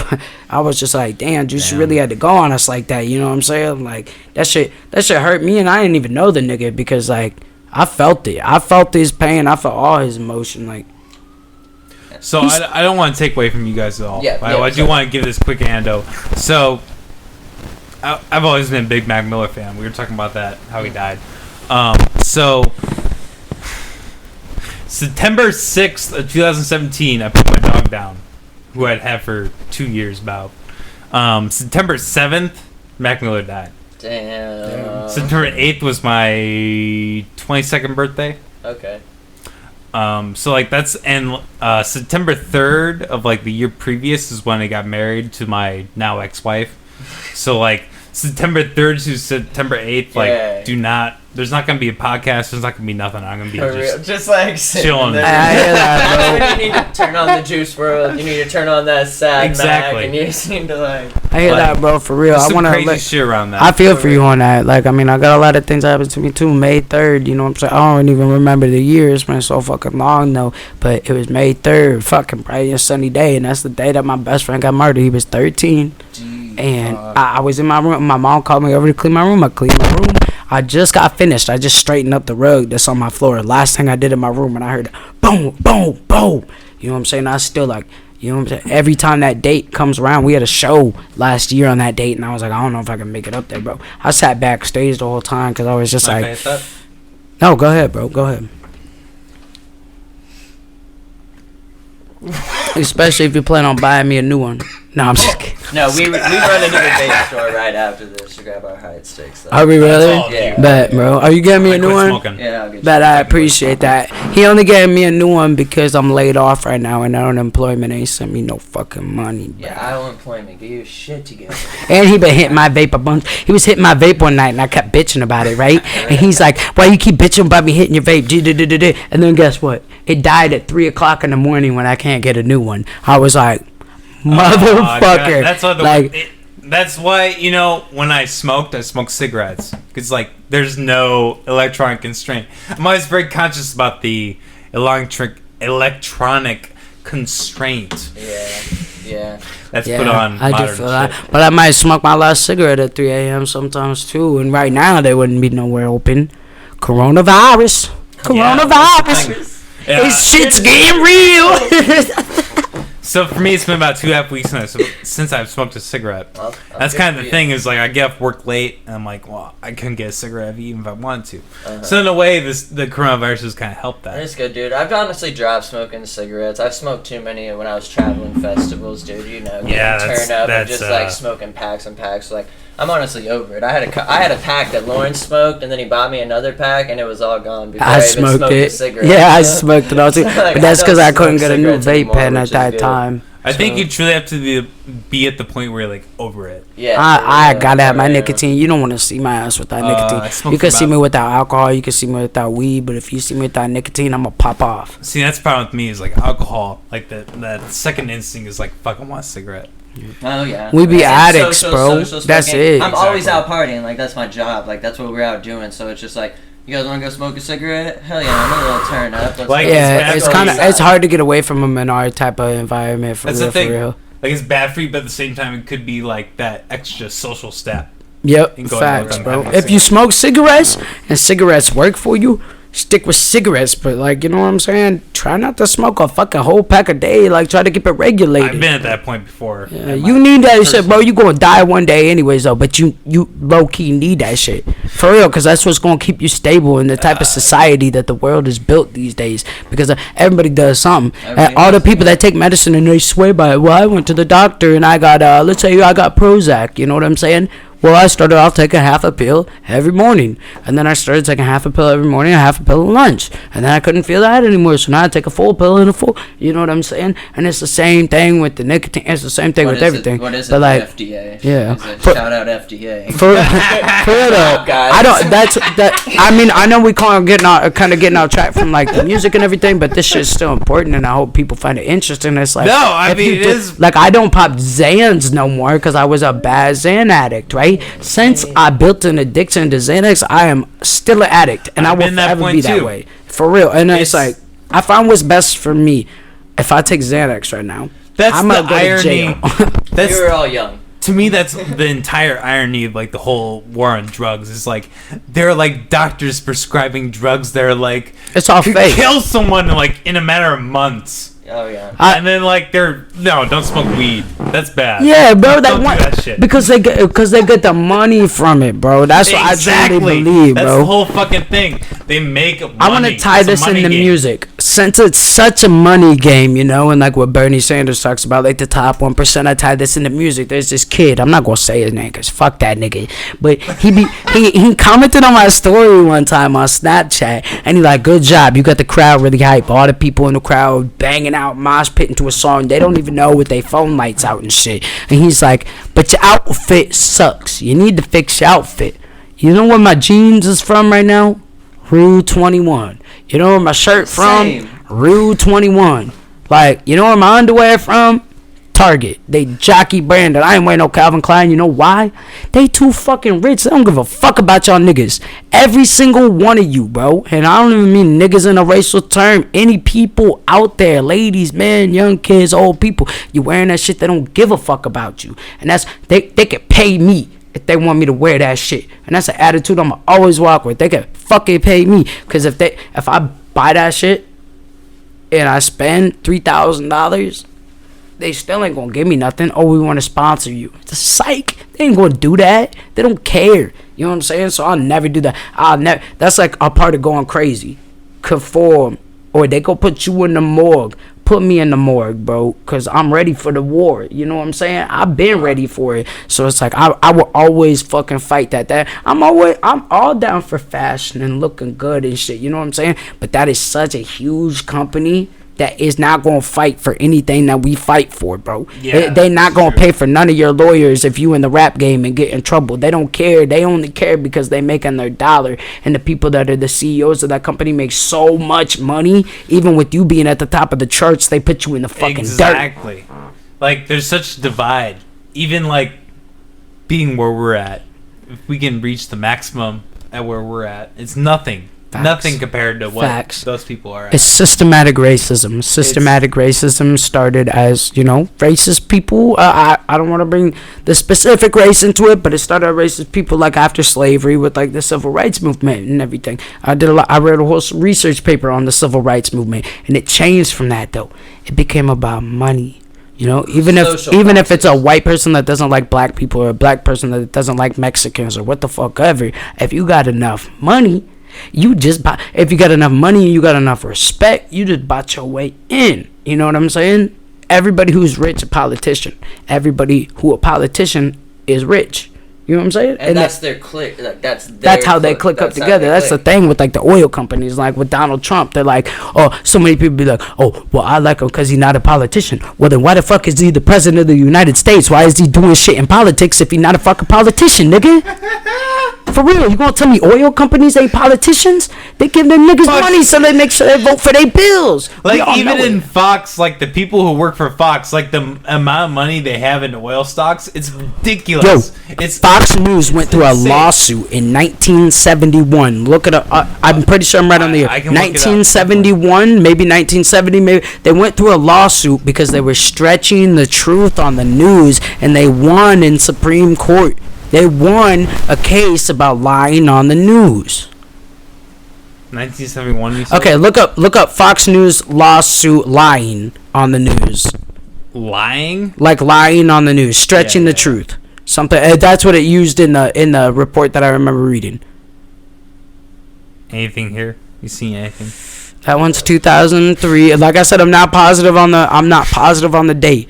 You can look into it. Anybody can look into it for themselves, bro. I promise you. Do you remember like any of the where would? Dude, it was in high school. It was in high school when I had a laptop from school that I looked all this shit up. Do you know who would have been involved at all? I don't remember the people's names. I promise you though. You can look this shit up. Fox News really went through a lawsuit somewhere back in the day, and they won in a Supreme Court. They won so that it's against their First Amendment rights for them to not be able to stress the truth on the news. That's why you see lies on the news all the time. People post it and they're like, why aren't they getting in trouble? Because it's against their First Amendment right. They're not federally ran, but they are federally ran. And just like, I don't know. We don't want to get in conspiracies. This is a hip hop podcast. like the news. It ties in so well, bro. I mean, everything's ran. Like the government has their say. What's put online, like you. We don't have to get into that. No. Do your it's been research, done in this people. podcast, Yeah, but we're not do going your to get into research. that. Do your fucking research because it ties in fucking perfect. Because all those rich companies doing everything, the car companies and the oil companies and the fucking fashion companies And that it's make all that making money us all are tied unstable. specifically into the hip hop game. That's why That's why the music that gets popping. All that same auto tune bullshit. You know, I'll give you that because like there's definitely a correlation between like what happens in real time versus what happens in hip-hop. Exactly. That's why I speak on it so much. It does have importance. It's you know definitely what I'm like saying? the conscious idea. For real. And not everybody wants to hear about me the whole time on the podcast. You know what I'm saying? I can only do so much, but like, you know what I'm saying? I want to let them know where I'm at mentally too. Well, that's a great segue.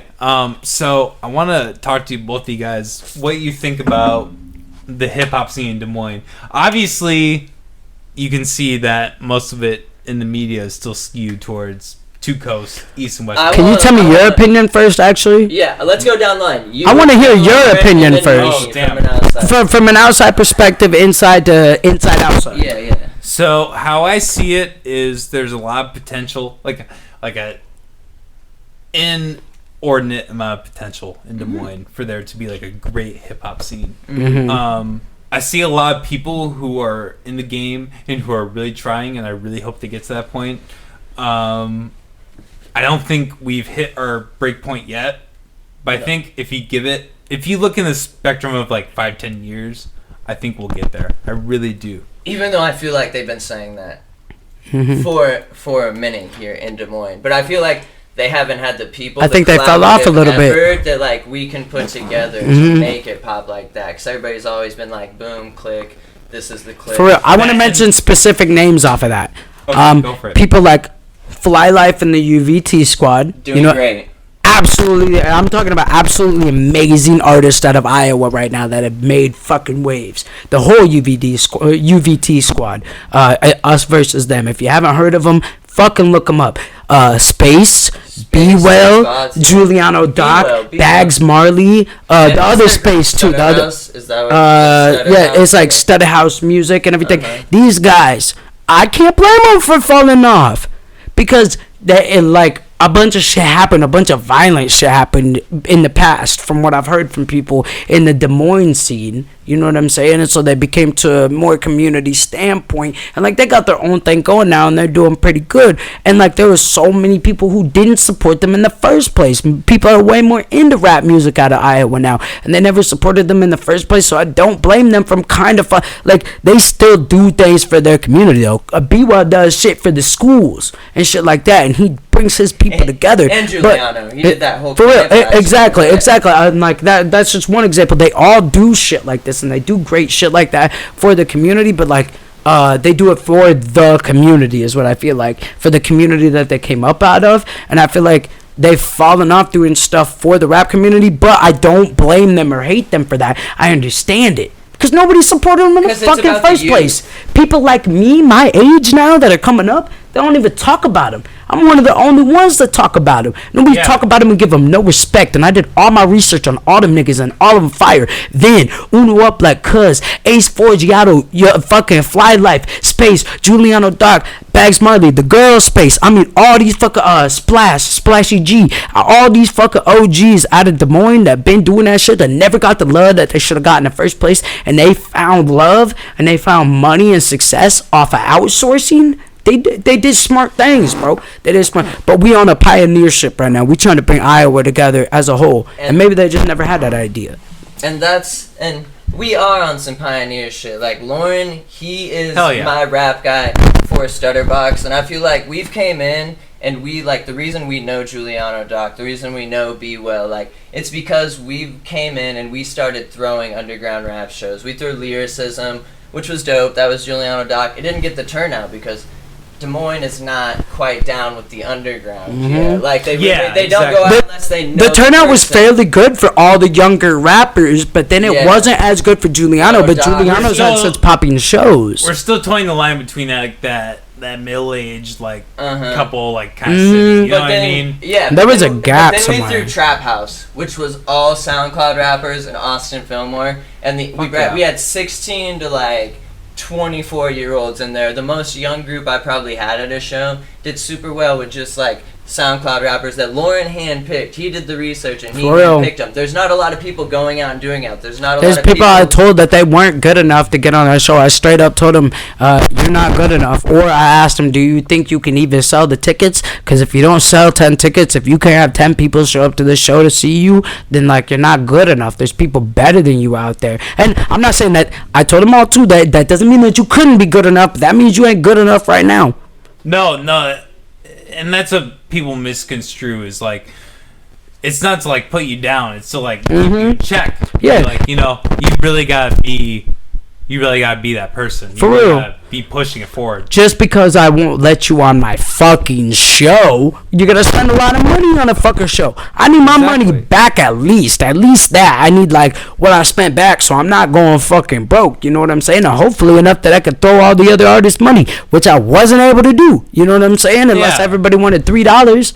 It's like what they say about rock and roll, I mean, that's the game. For real. Play with it. I still get in the studio with them. You pay for the studio session, I'll get into the studio with you and spend as much time as you want there, and I'll put full work and heart into it. And I'll try to make the dopest song I can with you, make the dopest verses I can with you, and teach you what I don't know how to teach, because I don't even know what I know yet. Yeah. Well, that's a big thing about like people who, aren't necessarily able to put forth that kind of money to get into the game. It's a struggle for them to be able to. I'm also down to like help people out in any way I can though too. Me and D-Lo, I am too. We're down 100%. To do that. It's just like I don't know. It's like I went to college for 1 semester and I wanted to be a personal trainer, right? But I was really into powerlifting. I did powerlifting competitions, and there was so much work I wanted to do on myself. I didn't see the point in taking time to teach other people. I'm still learning so much about myself in this music. You know what I'm saying? I can't just take the time to teach everybody and be like, well, this is what you need to do to get prepared for the show. We're doing this for the fans. Exactly. Like, we're trying to make something happen. Get some good pictures. Do a good performance. Show people who the fuck you are. And I want to give people opportunity off of it. But money fucking matters. And the thing, like, from my experience, I've organized a lot of events and I've lost money. Like, I love this shit and I've lost money to try to put on quality events. Like, we don't skimp out on the production. Like, there's always good lights, there's always good sounds, and it all really comes down to we're trying to connect with so many rappers, and we just need to all put those collective efforts together. If you could get the rappers to get their crews to pop out to this event, we promise them a next event. Like, I'm good at doing that. I'm good at getting, like, so it really just takes do for us and we'll do for you. Scene. Yeah, like, but you know what the huge problem is? Connection and people willing to do it. The problem is we still have work to do on ourselves. Blythe's a straight A student in college. He's still working on him. You're still working on you. Have either of you guys lately heard any fucking collabs between like Waterloo and Des Moines? Let's say what Cedar Falls, is it out by Omaha? Cedar Falls rappers in Des Moines, Davenport rappers in Des Moines, Iowa City in Des Moines, vice versa. All those things. Do you see those collabs? You don't. Exactly. That's the thing. We could get to that point. For real. We're not big enough. Chicago, they can do that as a city. They have millions of people. We fucking don't. Get your shit together, bro. Do a collab. There has been a couple steps. King Los just did. King Los did some shit with right? King Tat. King Tat out of Waterloo. Which was huge for Iowa. Huge. They also have out of Waterloo. They have Trick James. He's huge, bro. He got so many fucking plays and shit. But like. And they're doing good. Like, Trick James or somebody, and King Tat too. They've been doing their shit for a long time, and they're two of the people that I kind of talk about with like Des Moines. Nobody showed them love when they fucking should have. Me, I show love and I show respect, and they're not a lot of real niggas like me. That's what makes me a real nigga, and that's why street niggas fuck with me. And it's cause like they don't do that. I don't give a fuck about them niggas. I'm this new nigga. I'm making money. I got these nice shoes. You know what I'm saying? I live in my mom's basement, but I got a nice car that she paid for half of it. But I'm a flex like it's all mine. You know what I'm saying? Them niggas off, bro. All these OGs out here that I spoke of earlier, they real as fuck. Well, the people that are doing it for that, they're doing it for the wrong reasons. That's the problem. This is all stemmed down from art. And if you're like, that's why, if I can tell you're not speaking on like real stuff, if you're not speaking on it, like, you just lose respect that way. But you do from some people. But you know how easy it is to get famous? Because you want to, I do my research. The age range that gets people popping, 10 years old to 18, That's an 8-year gap. 10 years old, because a lot of 10 years old You're now selling music have to phones now. kids. They even fucking like exactly, bro. Their Yeah. parents paying for an account, but they listen, downloading, and listening. I like that song, mom, and they do it. You know what I'm saying? You see little kids on Facebook Live listening to gangster ass music. I'm not gonna get into whether I agree with that or not, but it's a fact. You know what I'm saying? Yeah, So that's yeah. where your plays are generating from, bro. Well, yeah, that's a huge thing. Like with YouTube censorship and everything, like they're still trying to figure out that line. For real, You for know? real. You know what I'm saying? But we also need it. But like, if you're like, wow, mostly people 10 through 18 are listening to me. They don't show that young, because it's usually they're not 10 years old setting up their own account. It's their parents, you know. But like, when you see that, if you make music like Drake, left foot up, right foot slide, whatever the fuck it is, I ain't listened to it yet. You know what I'm saying? That shit is shit that is easy for them to find catchy and get into. It's easy as I can make that music so fucking easy. Y'all want me to make a Drake song? You leave it on the comments in this fucking podcast, and I'll make some shit like that is specifically just for all age ranges to bop to. I'll do the singing shit in a nice sweet voice and everything. I'll do it. Fuck it, I'll do one. His last interview, he played an acoustic version to like one of his songs. Just the guy came out, just like found out his beat, played a whole acoustic version during. We'll find the video, dude. The other day I was showing Blythe how I can sing Adele. I heard that you settled down. If you heard me like project and use my diaphragm, you could be like, damn, that nigga can really sing. Found a man and joy. But whatever, we could continue though. Yeah. So I wanted to ask you, you did before all this coronavirus and all this crazy shit went down, and I kind of wanted to ask you guys' opinion just for content purposes. But before that, tell me about you performed at Vaudeville Muse, right? Yes, sir. I've performed a Vaudeville.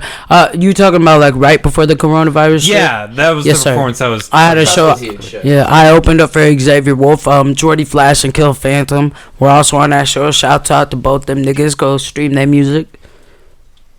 But yeah, I did. You want what? You opened up for Riff Raff? Yeah, I did open up for Riff Raff. You want to know like about the show? Yeah, that I just opened up like for? you know, about all tell of me them? about it.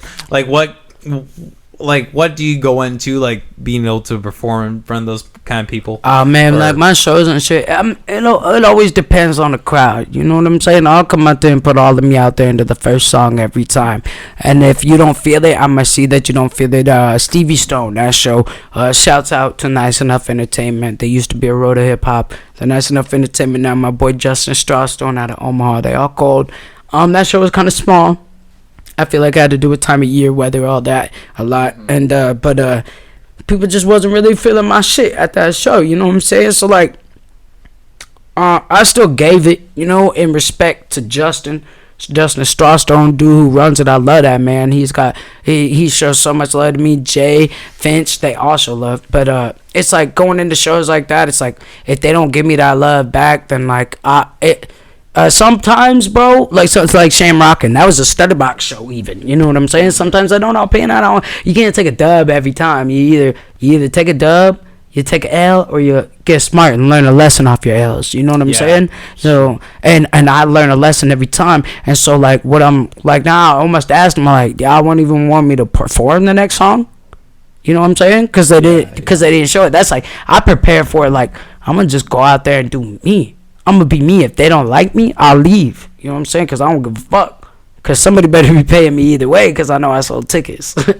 So like, and this boy Xavier Wolf, so lit up. That was a sold out crowd, and there was already 100 people in there by the time Lauren went on. it was so ridiculous. More It people was got in there. wild. It But I was mean, wild. like, I got that video. I got this video. I was like, told them all to turn their phone lights on for the song "What the Fuck," and like, I didn't know hardly anybody in this crowd, and there's people mosh pitting in there going nuts. You know what I'm saying? So everybody dapping me up. And I see people pushing each other out the way to dap me up on the stage. I'm like, I ain't even famous yet, but I give off that energy like they think I am. Like, I don't know. I like when I'm on my way to the show, bro. I'm hanging out the window like, yo, I'm LoLo fucking Savage. I got a show tonight. Pull the fuck up. I'm the best rapper in the morning. You know what I'm saying? Like, I be on that shit. I be in the mirror hyping myself up. Like, let's go. That's always the common trait, hyping yourself up. You know, you got to do that. So I wanted to ask you. We don't have to go too much into this. I was just kind of curious. So, you know, there's a lot of shit with Corona going on right now. What's your guys' take on that? Do you have anything to say about the coronavirus right now? I haven't really talked about it on my podcast for a hot minute. There is so much information going around. There's so many conspiracies going around. I think that the coronavirus is serious, and it's serious in the fact that old people, and like multiple people will say that. If you listen to Joe Rogan, old people who have respiratory problems, that's their main thing. Exactly. But also, there is a lot going on. We got all shoved into our houses, and like instantly, and people were okay with it. And then we also, I don't know, there's just been a lot going on outside of it too. And now they're giving us money. Would you ever, the government gave us money for the first time in our lives, just started shipping out thousands to each person. Yeah. So there's definitely going to be a change. In my music industry right now, I had to cancel 2 shows. Who knows if I'm going to be able to reschedule them. Festivals are all moving to September. Who knows if they're going to be able to have them. Bass Nectar, one of the biggest EDM icons in the game, canceled all his events for 2020. So this stuff is serious to me because the effect that it's having on the economy and the effect that it's having on the industries. But I also they've had stuff in order where they should have been ready for this. The cases were happening all over the world. If you were paying attention, you should have noticed the trend that was happening in the cases in other countries. But they just ignored it, it seemed like. They didn't bring in that extra stuff that we need because they almost wanted this to fail. We're America. We're the most, we are pride for ourselves on being rich and having the stuff that we need. But, where were our ventilators? Aren't we ready for something like this, especially if we saw the trend coming? I love this. Yeah, and that's straight facts. Yeah. And there's just so much going into it. Why weren't we ready? We're America and stuff like that. There's just the greatest country in the fucking world. During an election, Bernie Sanders, I'm gonna drop out and help with the coronavirus. Oh, nobody cares about it. Let's vote for Joe Biden. Yeah. And so it's just all this random shit's happening. And there is more to it. I'll tell you what. Dove in there for he dove into a different section than I'm gonna dive into. He kind of dove into is the coronavirus real? Yeah, the coronavirus is real. Well, yeah. Well, I think there's different types of coronaviruses, SARS and MERS. Hers are SARS and Mars and SARS. Well, that's what I kind of I don't question. fucking know. That's what I question is how dangerous yeah, is this SARS really? and MERS. So is it really that's the thing. Know. That's the thing here that my point's gonna get specifically into that. Honestly, it's perfect. It's not that dangerous for us. But for the people the young people and the old people that are just a social security check for the government, it's fucking perfect for them. That's why my parents, we're in that perfect age range. We're over 50. That's why we're so scared. You should be scared because it was made for people like you. Cause my parents make enough money now, although that they lease a bunch of shit out, they make enough money that they have to pay into taxes. And they're still at the point where they're like, fuck, dude, I wish I got money from taxes. You know what I'm saying? Yeah, so for real. You ever heard of the Rothschilds? That sounds familiar. The Rothschilds. They own all the national banks. All the national banks in the world. If a country has a national bank, they own it.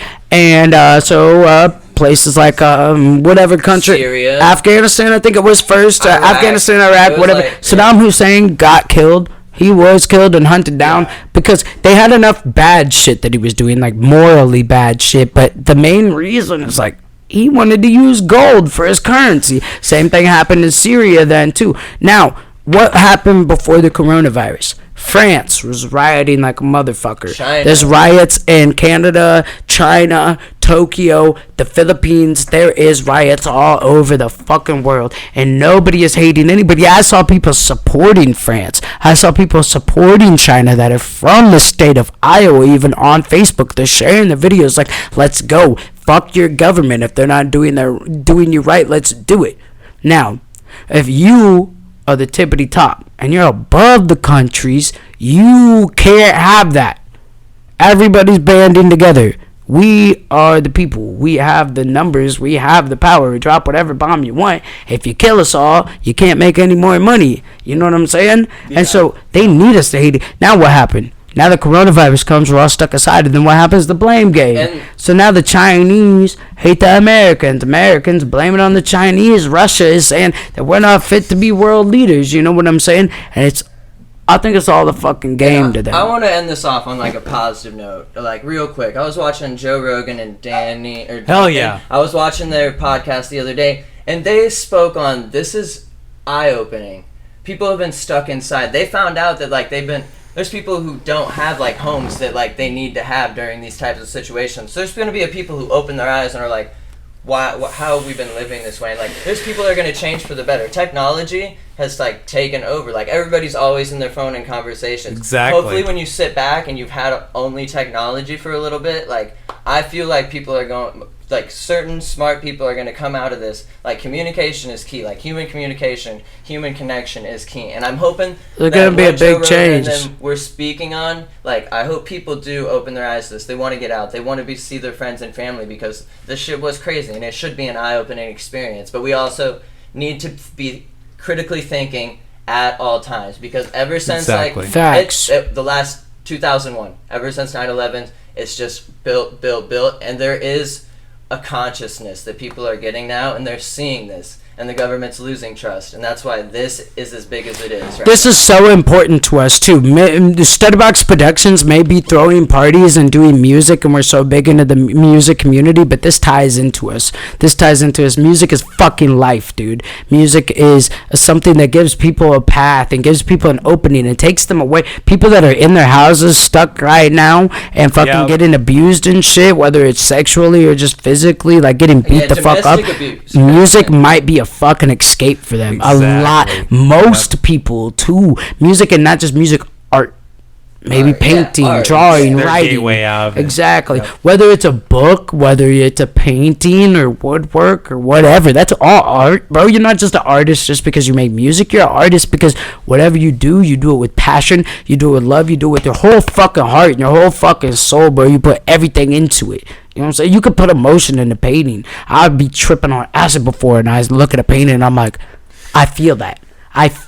Fuck you know yeah. what I'm saying? Like, and it's like people don't look at that. But what you're saying, I get what you're saying. But what the scary part is, the majority ain't gonna believe us.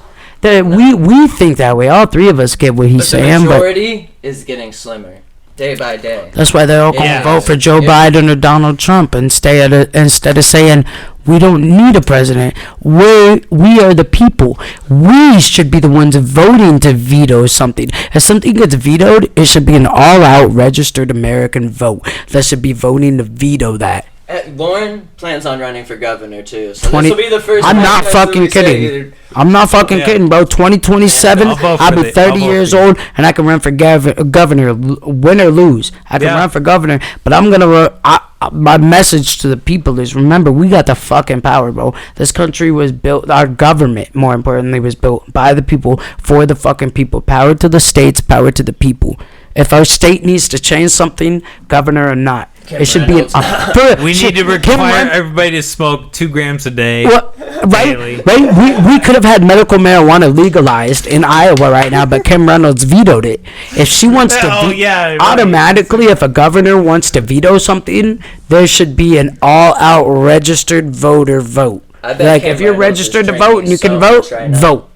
So that well, she can't veto it now. You know what I'm saying? Why the fuck? There's so, but also it's kind of our fault too, because so many young people don't get into that voting. But it matters for us. It matters for all us artists, bro. Most of us artists gonna be criminals in a systematic order, in a systematic law, like.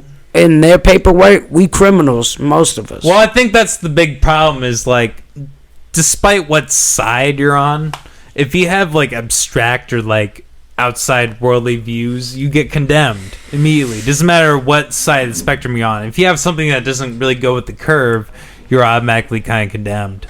I'm That's guilty how I of that sometimes too. We're all guilty. Everyone, of that yeah, sometimes, exactly. too. That's the thing. Everyone is. Even if I've disagreed with you though before, unless you said something like true, even some people that have said some truly hateful things to me, dude. You know what I'm saying? I'd give my fucking life for them if I meant like protecting them for like the greater good, like the true fucking greater good. You know what I'm saying? Exactly. every person on this planet is fucking great and holds so much talent and is so amazing and should never let anybody hold them back.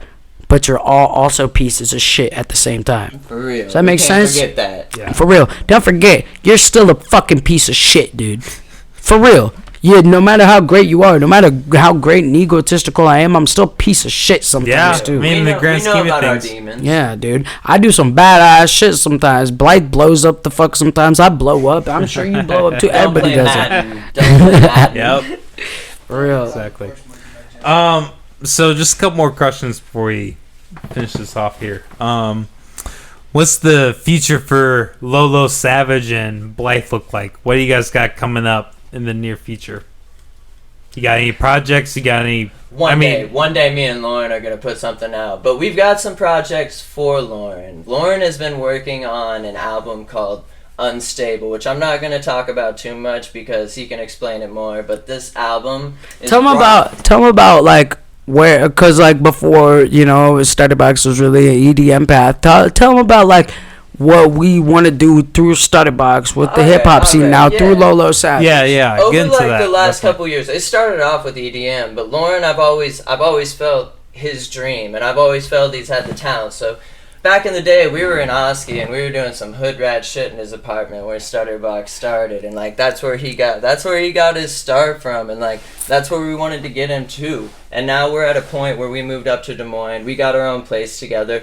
Lauren has made like some great connections with somebody who can produce his beats, someone who can engineer his tracks. Like Lauren has came out and he's done all of that. And with this Unstable album, it's talking about more of the emotions of what he's went through. Not just this like recently, but over like the last 2 years. And everything in there is going to tell about a different emotion that he went through. There's songs about his girls in there. There's songs about his best friend dying in there and how he felt about that. There's some turn-up songs in there. Like, he goes off the wall. This is 10 tracks of straight him and the homies getting together and like seeing his vision and putting it forth. And honestly, I'm super stoked. I think it's going to be one of the best projects that's came out in Des Moines. I loved his Blacked Out EP, but we saw where we could go from there. And That was I a feel good like EP. that was a great EP, honestly, for like a first one. But his first album, with 2020, we don't know when it's going to be done. We just know that it's going to be done and released in 2020. He's got some hot singles that are different that people are going to groove to, and he's got some plans. But I want to pass it off to Lauren so he can talk about the Unstable album from his point of view. Before I go get into it. too much into depth about the album, I'm sorry for tearing up a little bit, bro, but like, Go you know, for it, this go song that I got on my album called Up Late, I performed it a couple times, you know what I'm saying? It is about my best friend that got shot and killed when he was 13, and that shit hit me, and sometimes a nigga cry about it, but Jimmy Wapo said it right. I ain't no bitch, you know what I'm saying? They don't know somebody bleed every time I drop a tear, nigga, fuck you. You know what I'm saying? Like, I get mad about that shit, but like, that shit hit me. Sometimes I cry on stage when I perform that song live, bro, but rest in peace to my best friend, Brandon Michael Bonnell. He taught me a lot of different ways that he didn't need to teach me when I was so young, but he always had my back. But, on top of this on top of this Unstable album, G7 and D-Lo, the Don, have done so much work on this. D-Lo does all my mixing and recording, and G7 does all my almost all the producing on the album. Yeah, we're gonna have both those artists on in the For podcast real. in this month. It's For gonna real. be great. And that's Good fuck. shit. I love that you're gonna have them on because they done so much work for me. You know what I'm saying? And like I said earlier, we're definitely gonna have an episode where we get fucking everybody. For if it's sure. like a 4+ But commentator deal. We're gonna this Unstable album, man, it's just something different. Like, people don't get it. There's people here in Iowa with albums out already. You know what I'm saying? And they got these albums out that really don't mean nothing. So many of them. I'm not gonna say anybody specific, but even some of the OGs, you get an album for nothing. An album's supposed to be for sale. It's supposed to have a whole purpose and a meaning. You know what I'm saying? This is the Unstable album. It's about being mentally unstable and emotionally unstable, because that's what I feel like I am. And it's about me making the worst parts of myself kind of fun and like making it relatable. Like, you could feel me, I could feel you too, and like, we gonna be okay. You know what I'm saying? You're not the only one that goes through these emotions. Like, I got a song called Wash Away about drinking too much. You know what I'm saying? Like, yeah, rock out of the shell, but inside I still got these feelings and shit like that. Like, it's not like that Lolo Savage shit that like you gonna expect. It's like a whole different side of me. This shit got true fucking meaning. It makes sense from first track to last track. And I mean, I done put so much heart and soul into this fucking album. It's fucking unbelievable. I done tore my whole brain up. Think about this album. I feel like I destroyed a part of myself to try to make this album. And like, that's what a lot of niggas don't do. That's the important part. Yeah, you definitely feel like you're taking a really personal toll and like really, you know, taking a part of yourself and ripping it out of you. And for real, I'm trying to think about the worst parts of myself. You know what I'm talking? Like talking about how I'm paranoid and talking about how I'm unstable. Talking about how I'm sorry. Talking about all the guilt and the addiction, all that shit. And like the girls that fucking done fuck with my head and shit like that. Yeah. And it's like taking out all the worst parts of myself and all that bad shit that I've been through that makes me want to just snap the fuck out and like trying to lay it out in the platform that like I feel your pain. Like I posted a status just like yesterday or today. I don't even remember because I be drunk so much. But I'm like, let me take your pain for you. You know what I'm saying? Let me take your pain for you, or let me feel it for you so you can move easy. Because I'm a strong motherfucker, bro. I be doing that shit.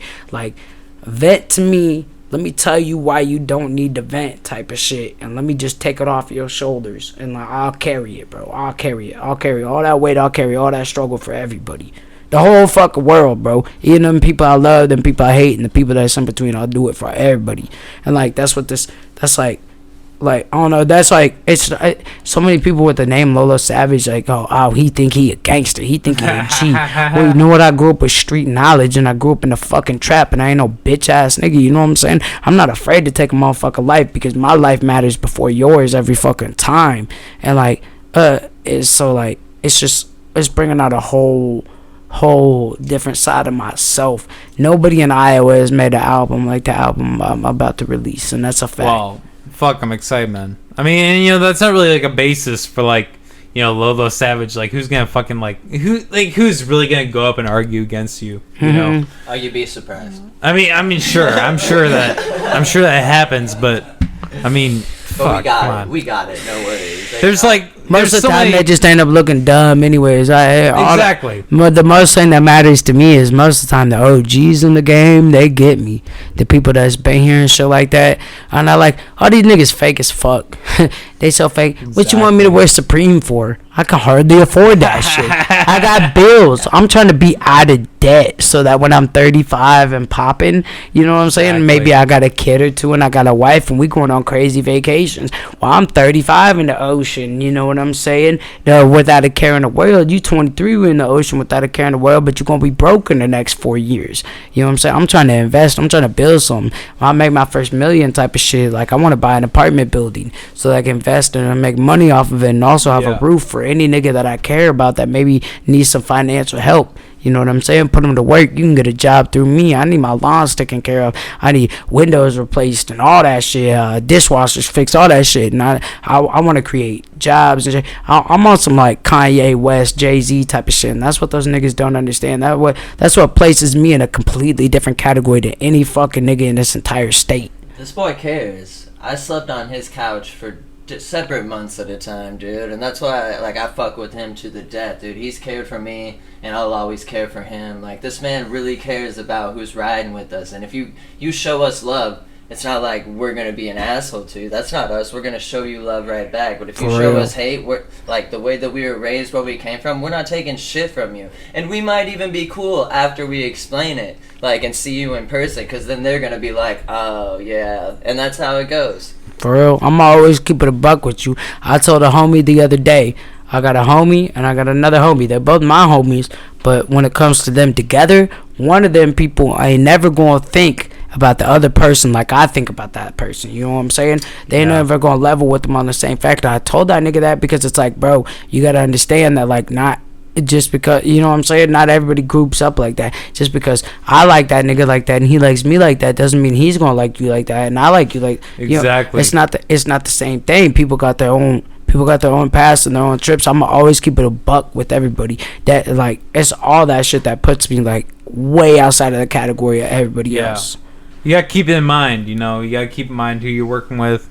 who's all around, all that. And then when I hear about music too, they don't expect me to be like that. They make so much judgment on my music and say that I'm like this and like that, and it's And they like don't even listen for to it. real. It's like y'all ain't even actually listening.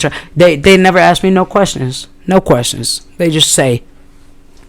Are we about to have Lauren lay down a freestyle? So you got ahead in my brain right there. Yes, we are at some point, but I did want to ask you one more, both of you guys, I guess, one more thing. I like to ask everybody this, especially people who are involved in the hip hop artist kind of sphere. Tell me about some of your acid, mushroom / marijuana experiences. Pause. Because we can cut it right there. Right after you just finish that question. right after you finish that question, we can pause. I got to piss. Okay, all right. We're going to come right back to that. Okay, I was going to say, I could tell mine. You I can could start tell talking first, but Okay, actually. It might look funny. It might look fucking hilarious, too, if you cut it right there where I'm in the camera and you serious. And then I just pop back up. Well, here, Blythe, is it like a substantial story? It's a substantial story. It's some like I've had some trips that I'm not gonna go too deep on you, but I'm gonna like tell you some trips that I've had at some festivals this year. As long as it fills up his piss time. Oh yeah, it's so I've been traveling festivals for a lot of years, right? And at first I wouldn't take acid. Like I think it was like my 4th festival. I finally took like a half tab and trip there. And in that experience, when you travel, have you been to music festivals? You know, that's one of the things I have not indulged in quite yet. Honestly, you should. Whether it's like 515 Alive, whether you don't like camping, but camping I would suggest, because I've met so many people. And that's like the funny thing about festivals too. You meet so many people with like same faces. You're just like, what's going on in the world? What's going on in the world?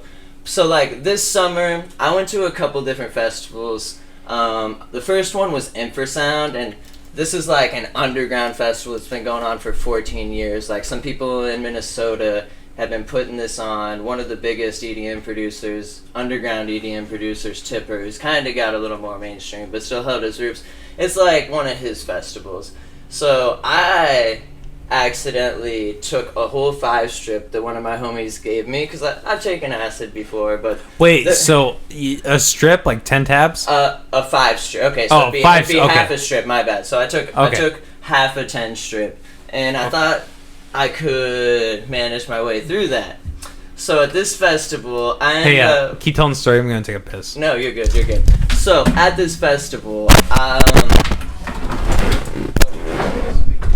little technical swing, but at this festival, yeah, you know how it is. Like, I started seeing colors, but this acid put me on certain paths where I was walking around this festival and I like had almost no control over what I was doing, and I felt like I was just seeing things that like down straight lines and down like a spiral that kept taking me down a spiral, and I kept following this path. Did you ever feel like you were falling? Sorry, I'm not trying to interrupt you. No, you're good. I mean, there's a few times where I was fine, but like the main thing that was creepy about it, I got to this after party and it was a silent disco, and I literally felt like there was people around me. I couldn't walk right, I couldn't walk left. The people around me were fucking with me so that they'd only let me walk this certain path, and it was a spiral. And I know like spirals, like it's like one of those things with the universe. I'm not exactly sure, so I can't speak on it.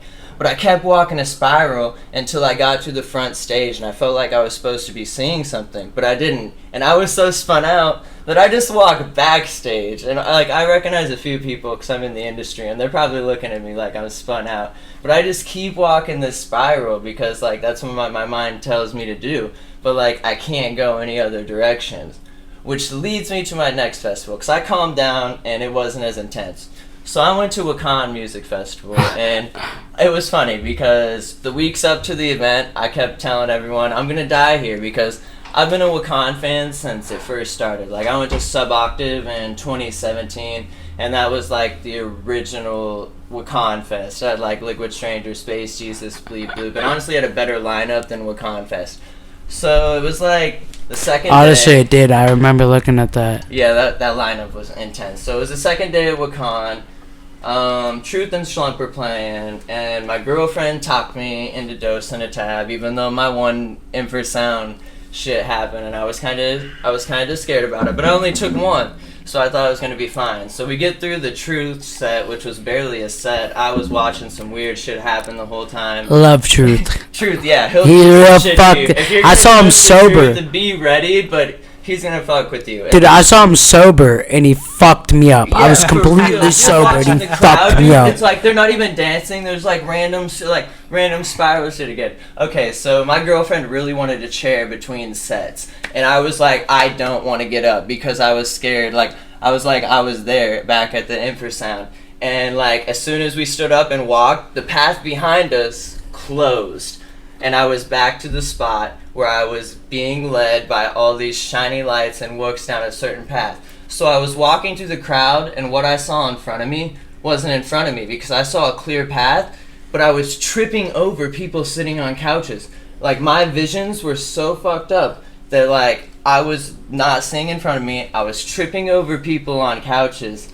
And then, like, we finally got out, and we got out to the campgrounds, and I've walked these it was day 2 or 3. So I've walked these campgrounds. I'm really good with my routes, but I couldn't figure it out. Luckily, I had my girlfriend with me. We were both hooked on arms. I felt liquid. I felt like me and my girlfriends were like liquidy connected. And this whole walk back, I kept like turning around and spinning. I had no control over where I was walking. So then Haley finally navigates us back to our camp. And I get there, and there's so many of my homies. And they all like start firing off random like festival talk because everybody's a little high.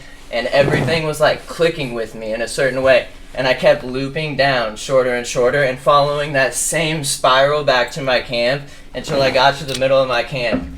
And I was at a point where, like, everybody talking to me, I felt like the universe was talking to me, and they were saying things like, did you have a good run? They're like, is this it? They're like, security's really tight up there. I don't know if you're going to make it back. And they were saying shit like that, and I kept spinning. My loops kept spinning shorter and shorter, and there'd be times that, like, I just yank a cigarette from somebody who was passing it because I was like, this could be my last cigarette.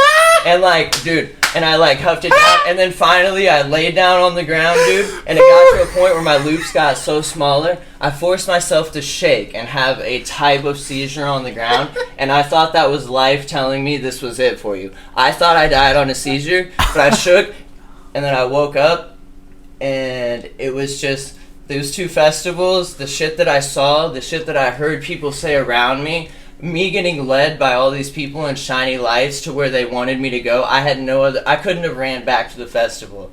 Like, and it was off one tab, so I haven't touched acid since then. I used to. Damn, how long ago was that? That would have been October of last year at Wakan Fest, and it was so weird because I was just joking around. Wait, like, so October of last year? October of last year. Okay. Yeah, so that I've told like a bunch of people that, and I hope that somebody hears this and like, because there's a lot of psychonauts out there who could probably explain like the type people have like the same type of trips, and I've connected that. Nah, they probably won't make as much sense as you though, because a lot of them are way more fucking I gone, try to buddy. make as much sense out of it as I can, but there's been times where I'm on acid at music festivals. People are like weird people. I feel like I'm in a whole nother dimension because everybody's so much like everybody. You won't meet weirder people though than you meet at EDM. And festivals, they have flow toys.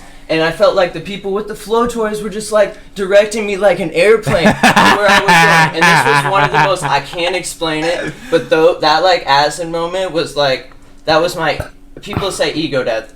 And I don't believe that's the it's same ego thing they death say about because mine. I still have like, there's still ego. Like I still feel like I'm Austin Blythe. I didn't kill my ego or anything, but like it was I think one of that's those like an moments where I was like, life said they were gonna take it away from me, but they were fucking with me. Like the universe was fucking with me, and then brought me back to just you like talk to maybe. anybody? I think it's like a. Do you It's have an any overgeneralized for term. what? Sorry, I didn't mean to interrupt you, but for real, in mine, it was kind of suppressed at first. You talk to anybody as a question of God, and I was like, no, but I was like, in my head, I was like, I'm not sure. I kind of think I did talk to somebody. Did you talk to somebody, bro? Did you hear a voice? It wasn't. I was talking to somebody. Everybody around me was the universe talking to me, and I'm not. My dad's a Baptist preacher. I don't believe in Christianity. I'm not an atheist. I'm not an atheist. You're somewhere in between. There's universe and the shit that I've seen on psychedelics, and like how I've gotten spoken to on it, like that. There's like shit I can't explain. I know that like something's gonna happen. I don't know what it is, but like I'm not an atheist. I don't believe in Yeah. Christianity, but like shit's wild in life, and you'll figure that out if you like dive down. Don't dive down too much. 'Cause it No. can fuck you up. But That's like, definitely true. Yeah.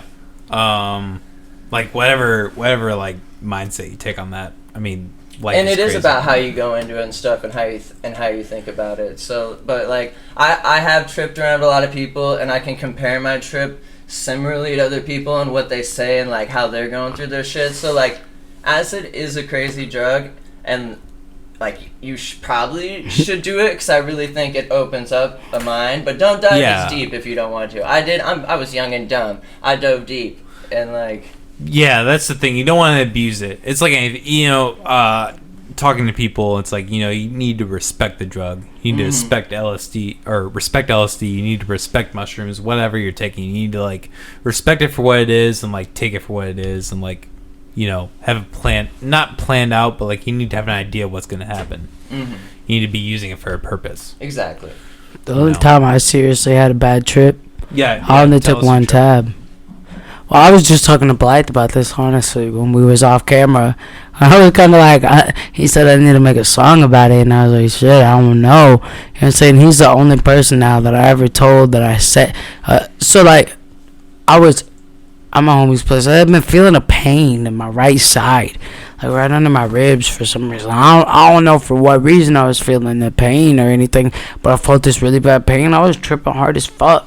And like I loved acid, so I'm like, why am I like, dude, this shit hurts so bad. Like it does not feel right. I almost felt like I needed to go to the doctor, some type of shit. But I ain't say nothing to nobody because I ain't no bitch, I guess. Whatever, you know what I'm saying. Now I would say something, but whatever. Then it's too bold, too powerful, and like I was sitting in this chair, I was leaning over. You know what I'm saying? Maybe it's a muscle trying to stretch. I feel this big ass pop on my side. And, like, it felt like it came from my insides and everything. And, like, I think I don't know. Maybe I just got, like, anxiety after that. I don't know, bro. But then I go outside because I started sweating so bad. It's the middle of winter. It's, like, -1 degrees outside. And I go outside because I'm like, dude, I got to cool off. I'm sweating so bad. And I go out there. And next thing I know, everything dark. And I, like... It's so hard to talk about, bro. It's so hard to talk about because it's so weird. You don't have to get into anything. Like, I want to, though, but it's just hard. It's like, I was talking to, like, somebody. You know what I'm saying? He never proclaimed himself. And it's like he wasn't even there. It's like he's there, but he's not there. I could hear him. I could feel him. It's weird, bro. It's not like I could tell you exactly what he looked like. And he told me, what do you want? If you give me your soul, I can have it. Or you can have it. I told him what I wanted. And the next thing I know, I got these wings that grow out of me. I mean, like, I could feel them, bro. This was the most vivid dream I ever had. And I could feel it. I was flying. I was really flying. And then they went away. And I started falling. Everything's black. I can't see nothing. I can't even see my arms and hands. I'm swinging my arms around and shit. And I can feel my hands hitting stuff. And since I've talked to friends that were inside that could hear me out on the porch, they said they heard stuff knocking around, so they could hear my arms banging into like the chairs on the porch and the table and shit while I was laying on the ground, probably flopping around and shit. And I'm falling. I can feel that I'm falling, so I'm trying to find something to grab. And all of a sudden I can see everything. But I'm like right backside up. It's weird, bro, because when it was dark, I felt like I was falling to my back. And then when I'm right side up, I can see everything. And, like, I eventually, like, slam my hands to the ground. I'm like, bro, you tripping. Get a fucking hold of yourself. For real. Like, you really tripping. Get a fucking hold of yourself. You got this. And I'm like, calm down. I'm like, I got this. I got this. I got this. I go to stand up. I use the chair to help me get myself up. I fell right back down, bro. Like, my insides felt empty. I wiped my head. And I was sweating. My head was wet. I was like, why the fuck am I sweating, bro? It's the middle of winter. You know what I'm saying? I felt like my ass was just in hell. You know what I'm saying? Like, it was like, damn, it's literally hot as hell out here.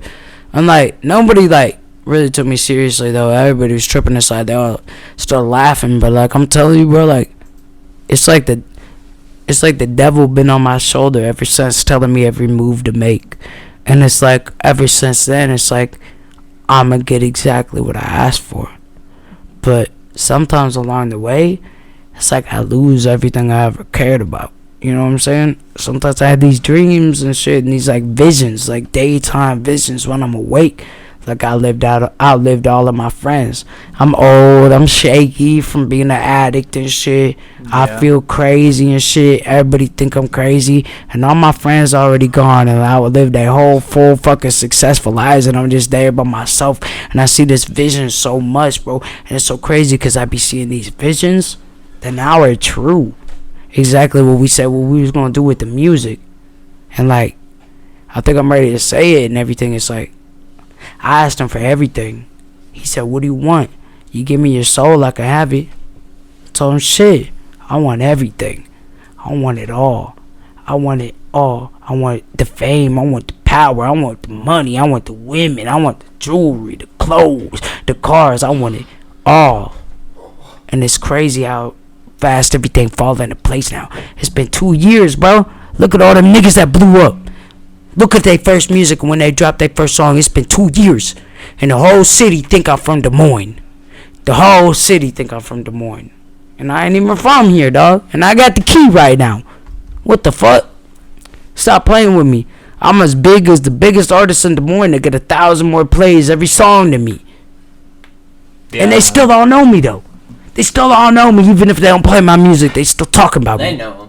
They all know me. They all know who I don't know LoLo Savage, but I heard of him before. Hey, you're LoLo Savage. I get people that add me on Snapchat every day, Instagram, Facebook, talking about me, trying to get me to listen to that music. Let me get in the studio with me. You give me a feature, and I be ignoring them and shit. Because I'm like, fuck you, nigga. You didn't even ask me about my day first. How I'm doing mentally. And like, but like. You don't want to combo with somebody who's not on that level with you. For real. If you ever add me on any social media, and the first thing you do before asking me any type of question or having any type of conversation, you send me something about your music, I'ma ignore that shit. I'm not even gonna give you the respect to tell you to suck my dick. I'm for real, cause that's what I tell most people. That's like my slogan, suck my dick. I got it on my Facebook page. You don't like me, suck my dick. But like, if I don't even tell you suck my dick and I just straight up open your message and don't ever respond, fuck you. That's a straight up fuck you, bro. For real. Cause like niggas be doing that to me. Don't send me your fucking link in I ain't in no position to put anybody on. I'm trying to put myself on. Niggas don't believe in me in the hundreds right now. You know? Yeah. So well, you seem really prolific right now. I think it's a perfect opportunity if you're down. Are you down to drop some freestyle? Is that something you're able to do? How do you feel about that? Let me hear a beat. You just drink the rest of my whiskey, homeboy. What kind of beat you want? That's alright. Put on a J. Cole type of beat. Oh, J. Cole. Says J. Cole type of beat. Yeah. It's got, you see the whole You ever had anybody freestyle on here before? Just do the what is it, the 7 fingers? J. Cole, couple free beat. Yeah, there you go.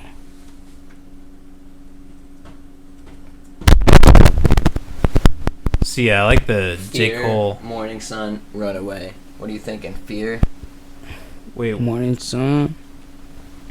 Let me hear that shit. Writing's not that easy. Not that. But Grammarly. It's all good. Yeah, I was gonna let that. Okay. What? Before we get into this, like I said, you want to ask one thing. I never asked you this. What's like your influence? Like who are the artists that you look up to? Who do you inspire by? Like what's going on with all that? Man, bro, my biggest inspiration, is Brandon. Cause I miss that nigga every day, bro. I swear to God, I miss that nigga every day. I wish he could have got old. He told me about all the shit he was gonna do when he was older and shit, and he gone, and he ain't never get the opportunity to live that type of lifestyle. So over any artist and any person that's alive today, you know what I'm saying? That man was 13 when he died. I call him man now because he would have been grown, you know. And he just like knew something. He knew something that a lot of other people didn't, and I feel like he instilled whatever he knew that a lot of people didn't. I feel like he instilled it in me, and in his death I gained that sense and that ability. I know it sounds crazy. I don't believe in Christianity either, but I'm still spiritual, and like I feel like he did that for me. I feel like I keep a picture of him when he was a kid. It was like the day before he got shot, and I keep a picture of him on my dresser. You know what I'm saying? I look at him all the time when I'm about to go to sleep. That's like my main inspiration right there. Like nobody can top that inspiration that I get right there. Well, hey, that's really powerful, man. For real. It's inspiring. Yeah, I don't know. We can try this beat. Otherwise, I got a couple. Can you turn the beat up at all in the headphones? Maybe. I think it's just starting out really quiet. Let me hear it real quick. Taylor. Yeah. LoLo Savage freestyle. You all in for a treat. We throwing it back. Damn. Let me tell you about my life. Sometimes I wanna cry. Sometimes I wanna die. Shit. They don't know about my tears. They don't know the way I ride. They don't know about my pride. Shit. It's hard to let that shit go. Yeah. But I know a nigga about to blow. Yeah. I put one in your dome. Yeah. If you complain on my phone, don't you ever go and do me wrong. I'm about loyalty and pride and respect. Every time I hop up on the 808, you know I do my best. Shit, I think I'm too drunk to freestyle right now. I feel like I can't hear the beat enough. You know what I'm saying? I feel for real. Every time I hear the beat, you know what I'm saying, I'm hearing my voice over the beat, and I think that's my main problem right now. Well, that was good, but I it get was it. alright. You know what I'm saying? Alright. It's just like it gets hard to keep the. No, I didn't mean to put any flow. pressure on you. I just like. Nah, the you last ain't rapper putting you too had- much pressure because I can freestyle, and even if I do a freestyle, if it's not like that freestyle wasn't all that, I'll tell you like that was a 1 out of 10. You know what I'm saying? But it's just like, yeah, if we get something worked out here where I can like really hear that fucking beat when I'm spitting, so I can, cause like I hear the bass, but then when I start spitting, I don't hear it, or I don't. Yeah. I still hear it, but I don't feel it. But if I can feel that bass, it was like. Well, hey, that was a solid 48, at least 48 bars in my book. So, For real. I even got that, like, I feel like I could spit that shit with no beat. You know what I'm saying? Like, I don't even need a beat. I go facing my feet. Every time I hop on tracks, niggas call me a freak. Man, they get into my mental and them niggas don't speak. They want to run away from me because they think I'm a creep. Shit. Well, I am. I'll shower on the daily. If a nigga want a verse or a show, he gotta pay me. Yeah, fucking these bitches don't need no baby, but I hardly use a rubber. I come beside them. Fuck it. You know what I'm saying? I said, fuck it. They ladies. They want my dick anyways. If they want it, they gotta pay. Better take me out on a motherfucking dinner date. Cause I ain't about to pay for shit. I'm a real nigga. I'm pretty, got a good smile, and I can spit. Haha, shit. I sold my soul. I'ma be rich. The devil speaking on my shoulder. He say real shit. He told me every move to make, and I'ma get it, bitch. Hey, there you go. I don't need no fucking Patek all that on my wrist. I don't need no diamond chains. I don't need no Gucci. Everybody talk to me. They say that I'm Lucci. Y'all know who Lucci is. Look him up. Hey, there you go. It's fucking bars right here. I think it's a good place to end it. Yeah, definitely. Don't you think? Good with it. I think it would be good. It has been a pleasure hanging out here today with LoLo Savage and Blythe. I've been looking forward to this episode for like 4+ weeks. This is fun, dude. This is fun as fuck. I think it's gonna people turn out like great. Alright, I'd just like to. Can I give a couple shouts out? So, Sure, all go you for out it. here listening, follow our brand StutterBox Productions, because after this COVID shit's over, we're gonna be throwing some pop-up parties. We're gonna be throwing some hip-hop parties. We're gonna be throwing some EDM parties. We're gonna be throwing some EDM and hip-hop parties. Oh yeah, we're coming back strong, and I want you to go follow LoLo Savage. Hell yeah. And his boys G7, D-Lo, because they all coming together. StutterBox is about to do some big things in the rap game and the EDM scene, and we're just gonna keep growing. We're young. Hell We're thugs. We're Ready to unstoppable. party. Let's go. For real, we're unstoppable, you guys. The StutterBox Productions team is unmatched we're unmatched in talent, we're unmatched in personality, and we're unmatched in the ability to turn the fuck up. If you want to party with somebody, come and party with us. right, you heard it here first, folks. Have a great night. We're gonna have Koifresh or Koifresh. Fuck. I'm already an asshole. Podcast host, I guess. But no, Koifresh. He's gonna be on Thursday, Friday, whenever that's gonna come out. It's gonna be a great episode. We have a lot more coming up this month. Keep in touch, keep in tune. It's gonna be great. Real. Keep it fucking real. And subscribe to this motherfucker's page. Exactly. Taylor McAllister King. Hours. Yeah. McAllister Hours. I'm on, Where yeah, you posting? McAllister Hours. This is what we're playing right now. If you don't support McAllister Hours, I'm on Twitter. I'm on Instagram. I'm on YouTube. I'm on everything. If you don't follow him, now I don't fuck with you. hell yeah. All right, guys. Have a great night. Get some sleep. All that shit. Drugs are cool. Peace out. Have a good one.